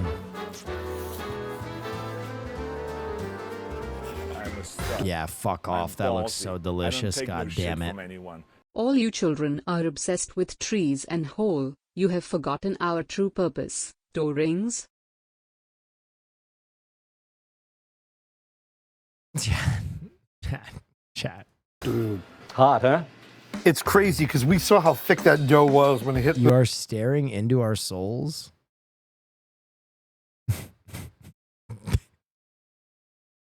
Dude, those eyes have seen some shit. Those eyes have seen some fucking shit, bro. Old hazel eyes. the gromola. It is tender. Yeah, there's still like al dente literally means to the teeth, but I think that generally speaking, no one wants al dente ravioli, right? I think that you want that tenderness. You also sell your pasta to a place that has become iconic for their sauces. Michael's Restaurant. Michael's Restaurant. Michael's of Brooklyn. This is the way to do a homecoming. Family-owned business, treating their workers like family, eating family style. So to you, I say Chandani, thank you. Thank you very much. And in terms of raising the ravioli to an art form, well now, I serve at the court of Queen Anne. He hasn't lost a Now, whether you step. call this neighborhood Gerritsen Beach, or you call it Homecrest, or you call it Marine Park, I call it home. Yep, I grew up 1 mile that way, literally. And I used to come to this place my entire life. And the place behind me that I'm referring to, Michael's of Brooklyn, a place my family's been going to for generations. I'm being joined by two guys that I consider to be true red sauce pros. Family-owned establishment, eating family style with family. Oh my God. And if anyone, Oh if your my mother, God, that's it. eating family style. That's it. That's it. That shit looks like it hits like dope. My God. That is a type 1 narcotic right there. You feel your eyes roll back in your fucking head when you bite that. With family. And if anyone, if your mother, your grandmother can make a better meal, then let her do it. Let her do it, Henry. Let her do it. Bro, are you my cousin or something? I'm also a ginger with hazel eyes and have a penchant for getting blowies from bonsai trees.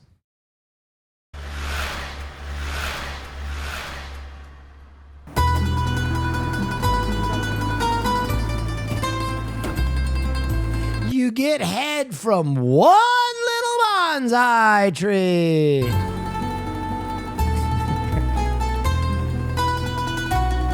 Are they gonna go in through the kitchen, Goodfellas style? Of course.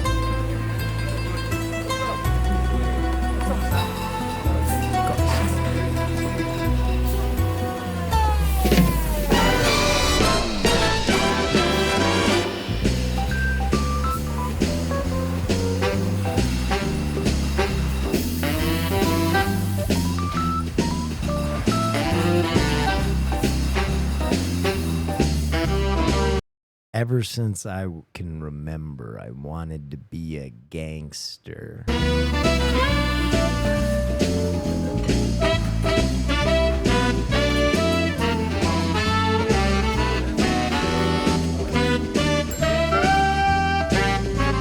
Goodfellas.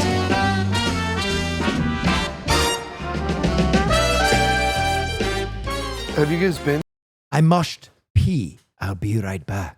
to Michael's before? My father's from this neighborhood. Typically, it's a lot of funerals that we come here after for a nice bite. But latest I've been here is 3 weeks ago. I love Michael's. It's a red sauce joint, but it's a white tablecloth red sauce joint, you know? If you drive past this place, you see the white stones out front. It's iconic. I mean, if you don't come here hungry, you end up leaving looking like you just spent Black Friday at Macy's, you know? That'll wear you out. It's the type of place. Now, if you don't believe this is part of the community, I'm gonna tell you this. I bet these guys also do a mean happy anniversary. Is this song non-monetizable? Should we cut this out of the YouTube edit? A whole variety that's about to hit us. Right here, the calamari arrabbiata. What is the literal definition of antipasto? Before the pasta. Before the pasta. You know, it's just snack, antipasta. It's just snack before the pasta. All right, so can you push the prosciutto back in? Wow, push the prosciutto back in. I haven't heard that in a while. It's better than prosciutto than the braciole, trust me. Is there a rule with the bread? I could hear my mother screaming at me. I could see my childhood self. Don't get full on bread. Don't spoil your dinner. So we kind of listen to Frank's mom. Don't ruin your appetite. Yep. So we're gonna set a little bit of aside for scarpetta. You always take the calamari first because you don't want to eat cold calamari. It's calamari fritti, but then they toss it in sauce. Ready? You take a little garlic, right? And a little bit of the cherry pepper. You dump it back into the middle of the calamari, right? In the middle of the ring. A Padre, a Figli, and a Spiritu Santo. That's it. Oi, See, Italians got I'm not Christian or Catholic, but here goes. Italians got to make a sandwich out of everything, even the calamari. And that sauce is a humdinger, huh? So good, man, so good. If calamari's chewy, if it's like rubber band, you know there's a possibility it could be frozen. Right. Fresh calamari has to have just a bit of bite to it and has to be tender. Now, this to me is also a classic. Baked clams. Are they also clams oreganata? Is that what you would call Clams it? oreganata, baked clams. Sometimes you see a clams casino. The big question is the clam whole or is the clam chopped, right? These guys are legends. I could tell already, they don't scoop the clam out, chop it up, and then throw it back in. That to me is like an amateur move. This looks like it's a whole clam, the breadcrumb on top, and then right into the broiler, right? Do you have to do the fork on this, or do I just like take it to the head? Yeah, come on, take it. There's no rules. We're facing the wall. We're sitting in the corner. No one's gonna judge you. Oh, wow. See, this is unique. I didn't miss it. What is it? Rigatoni, baked and burnt. So like when I'm a kid, right, and my mother leaves us with my father, Oh, fuck! Father makes baked ziti. Before the baked ziti would cool off and it'd be time to eat dinner, I would sneak about 5 pieces off the corners and edges of the top of the baked ziti. Best part. Because the best part, the crunch, the melted cheese, the char. Baked and burnt? Oh my God. Speechless. This is the best part of the baked ziti. But somebody along the line, along the long, rich history of Michael's, said, I want the baked and burnt, but I want the fusilli, I want sausage, I want something different. Cheers, boys. Salud. Cheers, salute. I like that. This is good. Crispy, but you got the sauce underneath. So the top, Bro, that shit hit. absolutely crispy. And you can see the very bottom of it still super succulent. The timing has to be perfect on this, otherwise it dries it out. What I look for with the pasta is a nice al dente. It's got a nice Marron. kind of crispy texture on top. It's not moussad, or too mushy. Is al dente, because it means to the teeth, that I know, but is it that there's resistance with your teeth before you bite through? It bites you back. It fights. It doesn't let you go all the way through. This is the Sunday sauce. Some people in certain parts of the country call it Sunday gravy. I feel bad for those people. What's your thoughts on gravy versus sauce? Sauce, you know, I grew up with an Italian grandmother, Italian fathers. Yeah. I'm sorry. You're out there, you're in the middle of the country. Bear with me. You order gravy, right? What color is your gravy? Brown or white? Is it red? No. Thank you. There you go. It's not. I'm sorry. The reason people call it gravy is because on Sunday, you cook meat when your into mother it? starts the sauce, right? She does the garlic and the oil in the bottom of the pot, and then she browns meat. This right here is a pork rib. In my grandmother's kitchen, it was the knuckle. And all the fat from the pork would release into the oil and the garlic, and it would make this base to throw the tomato paste in. The reason why I think Americans call it gravy, it was a way to assimilate into American culture. Is it the spoon to the fork? So, okay, Italians on the other side, they drag us all the time. When they see you eat pasta in your dish with a fork and a spoon. It's not the way you should eat it, but it is the way you should serve it. So now you want to just grab a few off the side, roll it in. Give it the spin. And you bring it over here to our friend Frank. Bello Polito. And just like that. That's And see, it beautiful. stands up nice, and you just get it. You get it on your Make it nice on the plate. Come on, make it nice. I like it when the pasta's nice. fork enough. Because once you do the spoon, you're gonna get your whole serving of pasta in your mouth at once. And you know, God forbid somebody makes a funny joke and you want to make one funnier. Now you got this whole mouthful of pasta you got to swallow and possibly choke and die. Funny how? Make me funny. It makes a joke. Ha ha, funny, you know. Haha, like I'm a clown, like I'm here to amuse you? What? Ha-ha? Funny? Like a clown? Like I'm here to amuse you? Go and get your shine box. I'll get my shine box, you son of a bitch! Is the counter up to now? Excuse me, little side of sauce, gravy boat. It's good to bring a little extra cash when you come to a restaurant like this and just slide a couple fajoles in the pockets. I took care of them on the way in. There you go. This little extra sauce thing is something that I don't habitually do. Look at this right here. Ti voglio bene assai. Nasty. Ma tanto, Dirty. tanto bene assai. Ooh, I can't promise that your experience will be as sexy as mine was right there. I don't even think twice about that. Gotta have the sauce on the table. The most important part about having more sauce is to revisit our friends over there. It's about that time. You dunk the Soak it up with the bread. Based. bread in the sauce and it don't go to waste. Spaghetti and meatballs is one of the most iconic dishes within the red sauce genre. The thing I remember my friends, their mothers arguing about. Yeah. Do you fry it first? Do you not fry it? Do you bake it? Do you cook it in the sauce? Or the meatballs. Or do you put it in the sauce?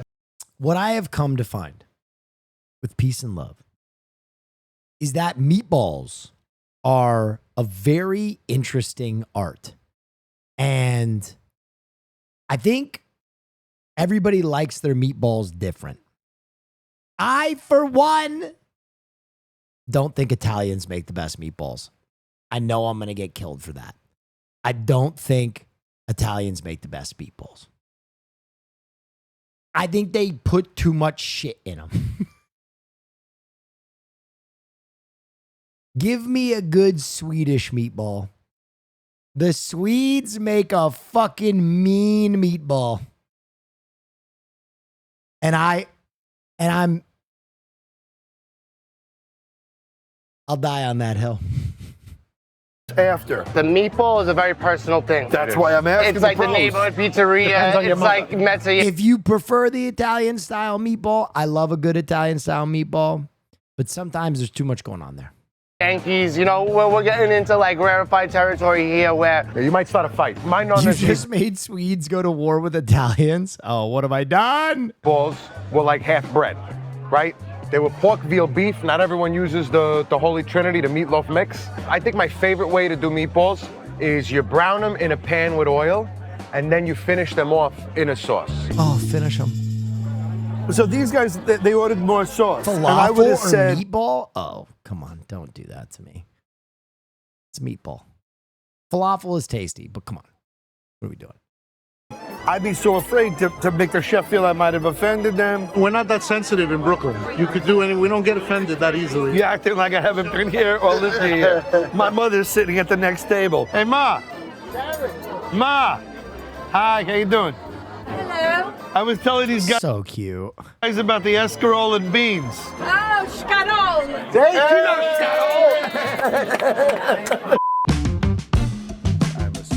Here we have the Yes. I don't take no shit from anyone. Will you winner please break it to your tree gently, but this Italian food has stolen my heart. Didn't warn us we'd need tissue for tonight's stream. It's the veal chop smash job. Whoa! Is that ossobuco? Ossobuco. Holy moly! God. And why it's veal chop, look, it's on the bone. Right on the bone, cut away a little bit, smashed out, flattened, breaded, fried, sauce, cheese, into that same broiler. Oh. And then they cook with it. Look at that. Yeah, that's fantastic. But that's the thing. What an honor. Thank you so much. Usually you have to go down to Bay Parkway and pay extra for the smash job. Oh God, I feel so bad eating veal. I have not had veal probably in 20 years. But even I can admit that looks fucking delicious. I barely had to use this knife at all. Oh, so good. You hear that? That's nothing. That's three guys who've been yapping for the last hour and a half, silenced by the veal. Was that perfect? Was that the perfect bite? Listen, Louis Prima. Louis the Lip, of course. I hate that I completely agree with you. Yeah, veal is tough. There are certain foods that I put out of my life and I don't miss them. Veal is the one where I see it and I'm still like, oh, that looks good. Yeah, I don't eat octopus. I don't eat veal. I really don't eat pork anymore. Any kind of pork, really. Every once in a while, I'll break for bacon. Every once in a while, I will break for bacon, but usually because it's on something that's given to me, and I'll be like, oh, fuck. But yeah, I don't really eat pork at all anymore. Closest to the bone, sweeter is the meat. Last slice. Why? Partly ethical, partly health. Like if I'm going to be honest, outside of chicken and turkey, I almost didn't have any proteins for the last like 6 months, partially because of the boxing. But that was like the majority of what I ate. So Virginia ham is the best that you can eat. To be fair, Louis might have been talking about his own social life. Fish. I'm not a big fish guy. I'll have sushi every once in a while. I'll have like a hand roll. That was definitely a part of my diet, is I go get a hand roll every once in a while. But like, I would say 5 out of the 7 days of the week, I was having chicken and rice and vegetables for the last 6 months. If we don't know. If you're talking about judging a pizzeria, you judge it by the regular slice, Beef? right? Absolutely. I'm going to be honest. I don't really like beef. I don't really like beef all that much. Like I'm not like I can just eat a steak guy. I've never understood it. I don't like the way it tastes or the way it feels in my mouth.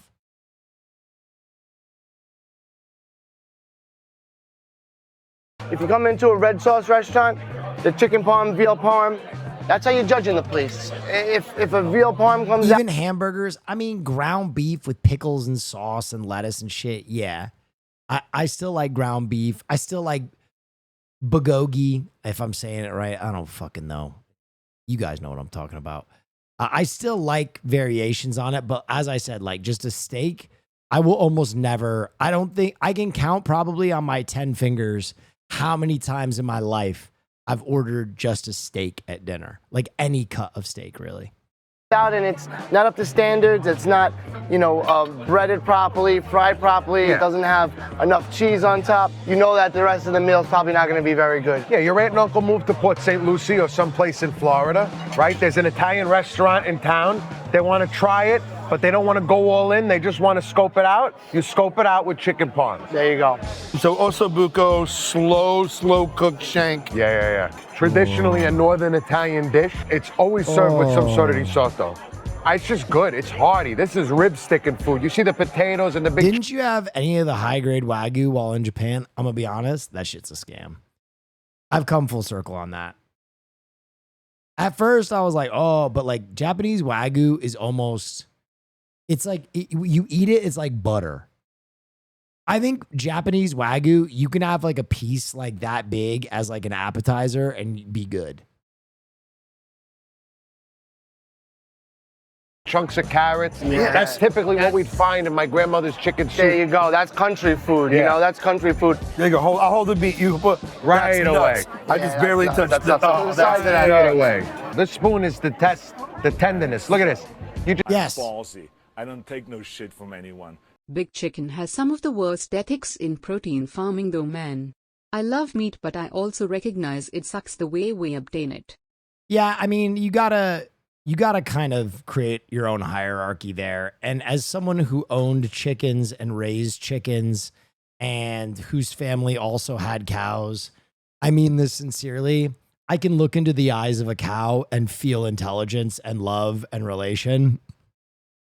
With a chicken, I'm going to be real with you, just like a fish, you don't feel the same kind of cognition going on. Like, I can't explain if that's 100% correct or if that's maybe just me justifying it, but for me it's just different. Same thing with octopi. Like the intelligence of octopi make them inedible to me. Like they're just so fucking smart.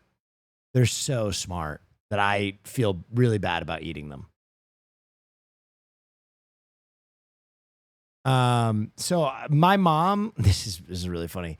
My mom was rescued by cows when she was a little girl. She got pulled out of like a quicksand puddle, like not quicksand, but she was like waist deep in a mud puddle when she was like 10 years old, and a cow pulled her out. So my mom is obsessed with cows. My entire upbringing, my entire house is covered in cow print. She has cow plates, cow salt and pepper shaker, cow everything, all over the place, everywhere. So maybe I was preconditioned to just not eat steak, but I'm telling you, I can count the number of times that I myself, not being influenced by a party, not eating, like being someone putting food in my mouth, ordering just a steak, like a tomahawk, a New York strip, a baseball steak, any of that shit, probably like 10 times in my life. And I think the ethicality of eating any animal is one that you have to come to terms with, in that the world is kind of a hard place and we all die. And, you know, you got to find something inside yourself where either you're okay with it or you're not. And I'm not perfect. I know that I can't just quit animal protein. I think I would have a really hard time with that health-wise.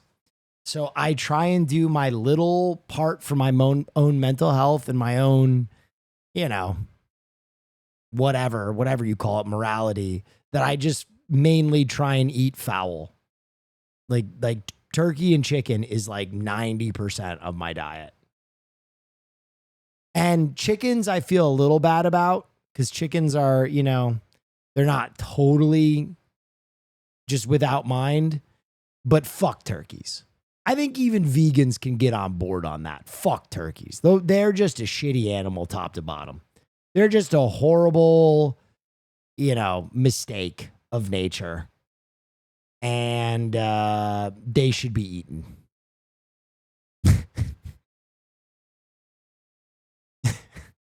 Just take the back of the spoon and you push it down, and that's how you cut your meat. Like that. Look at that. That's how tender it is. I guess ultimately, what should be like the guiding principle for anyone going to a red sauce joint? The red sauce meal is you want to be surrounded by people that you love. There's a cadence to this meal. Genocide, so there's some activity going on. There's passing plates back and forth. There's sharing. Sharing, it's a cornerstone of Italian-American culture. When you break bread with somebody like we did today, that makes you family in our culture. This culture is a thing, you know, and people really out there living this life. where it's that old gangster, that old Brooklyn, that old feel. It's a world that I was from. It's a world that he's from. It's a meal for us, not for me. Yes. It's a meal I share with you because I love you, because I care about you. And I Bro, want what a full circle reaction segment. We started with that one person saying, like, food's not that deep. Anthony Bourdain ruined men. And we come full circle to these guys saying basically exactly what I was saying about the shared experience. you to enjoy it and you to enjoy it as much as me. The food has been honest, raw, elemental, explosive, full of life, full of love, full of flavor. And guys, I can't thank you enough because there's one thing to share a meal, but when people share the memories connected to those meals, that's something very special. And I love you both for that. And thank you for your talent. Thank you for your talent. Well and time. said, my brother. Come on, for real, for real. So thank you. May you find abundanza. May your familia enjoy many, many red sauce meals together. Don't be stunad and have something fun and good. Chendane. Chintan. Chendan. Gosh, man. In other words, baby, kiss me.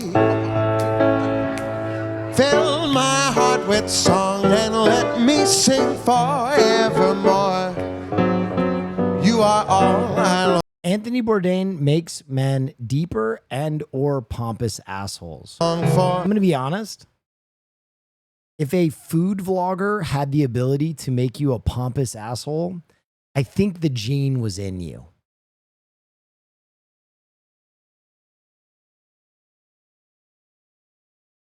I don't think it took too much to make you a pompous asshole then. You know. Yeah, your foot was already in the door.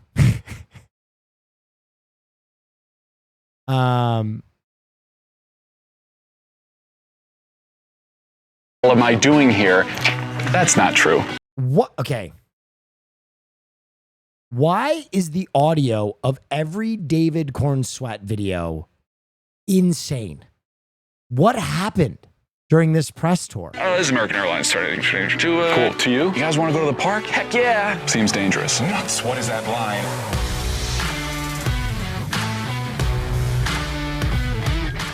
The Force. There were at least 3 or 4 times when I was growing up where I would sit quietly and then just slowly open my eyes and go. And probably one of those times I half convinced myself that like it shook a little bit or something. The other superpower I would have would be to have John Williams music play wherever I went. Sounds like Definitely. scratch audio. Yeah, someone fucked up. That's probably You're worth right, it. Shy. They probably forgot to mic this and they're using camera audio. I really get a lot just looking up at the moon. It's the moon! There's a thing way out there that's lit up by the other thing way out there. I love the idea that people just looked up at the moon and were like, probably we can get there, right? And everybody else was just like, I mean, I'm not doing anything. Do you want to like figure it out? I mean, my first love. This guy rules. I got to get him on Fear End.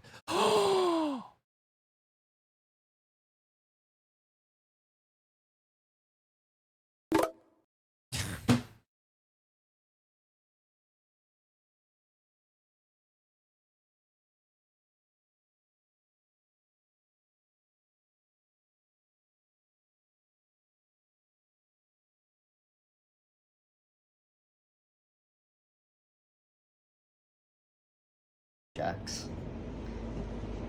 Butt plug. Pretty good, huh? For sleep?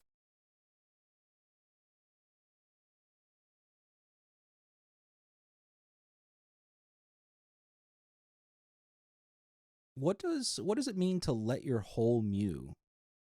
Are you familiar with mewing by chance? Cool. Whoa. Yes. Okay. But So I'm not familiar with whole mewing. absolutely. I honestly, as a straight man, I don't inherently like expect you to get that. But essentially, so for example, someone like Austin Show who like has a pretty routinely prolapsed anus. Sorry. Excuse me for a second. I had to sneeze. Yeah, yeah. Need some water. He often has to like mew with his whole.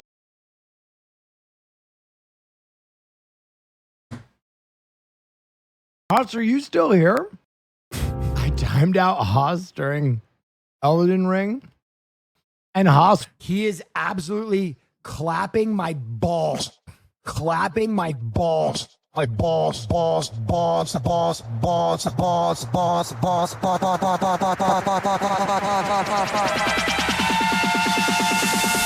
and Haas is absolutely clapping my balls. Balls, balls, balls, balls. Balls, clapping my balls. Clapping my balls.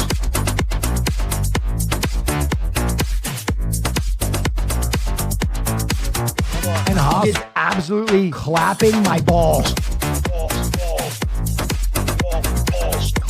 my balls. Clapping my balls. Clapping my balls. And Haas is absolutely clapping my balls. My balls. Balls. Clap my balls. Balls. My balls. Balls. Clap my balls. My balls. My balls. Balls. Clap my balls. Balls. Haas is absolutely clapping my balls. Clapping my balls. He was waiting. He was waiting for me to clap back. He led me into a fucking trap. Oh yeah, wow. He that's had very it cool. queued up, and he was just sitting with his finger on the button.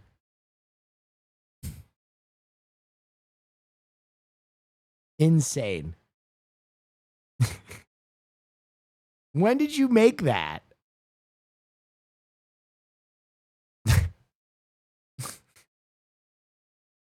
Okay, can we talk about my clips on the Night Train stream? They were iconic. They were fucking iconic. My clips on the Night Train stream were so fucking funny. Hey, Will. Hey, Will, this is Matt from production. Can you put your shirt back on? Oh, yeah. Night Rain. It's Night Rain. God, the grammar and pronunciation Nazis in this They probably don't want us community talking about other- wouldn't last 2 seconds in New York City. Hold on. Will's hashtag added here. They probably don't want us talking about other games they're gonna play. Will, do you mind putting your shirt back on? Oh, sure. Pretty please. Will, put your shirt on, you fucking fiend. What the fuck are you? What are you doing, dude? I can't even. No way. There's no way. That's a real com production had to give you. But ready up. Tag added here. They probably. Will, do you mind putting your shirt back on? Oh, sure. Pretty please. Will, Dude. put your shirt on, you fucking fiend. The trifecta of Ace, Myth, and I was some of the funniest gaming content ever. Holy shit. I was crying laughing.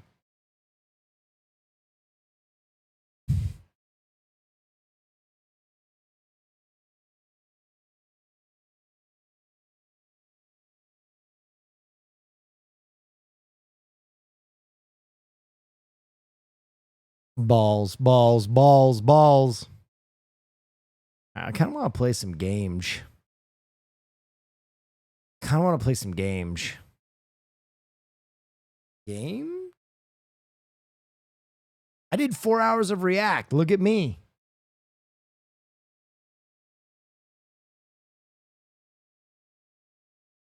Think I can make a video if I use the other two audios? Do we know if Bandai are okay with it? I don't know. Ooh, Ness is down for games. What? Game.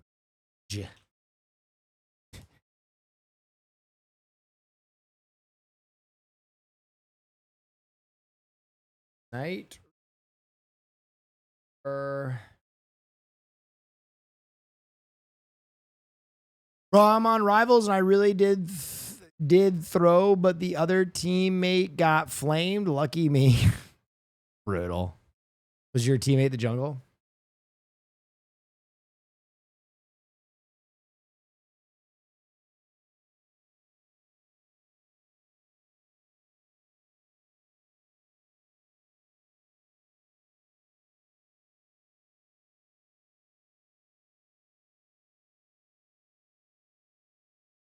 Oh, Jungle and Rivals. Sorry, I thought you were talking about League of Legends. Feels bad, man. My brain.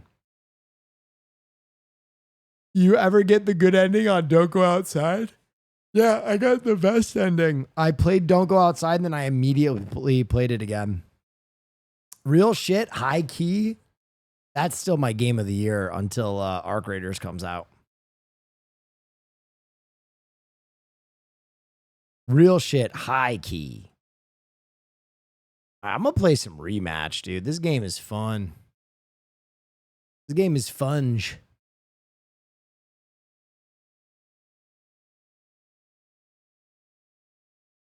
Where's Jay?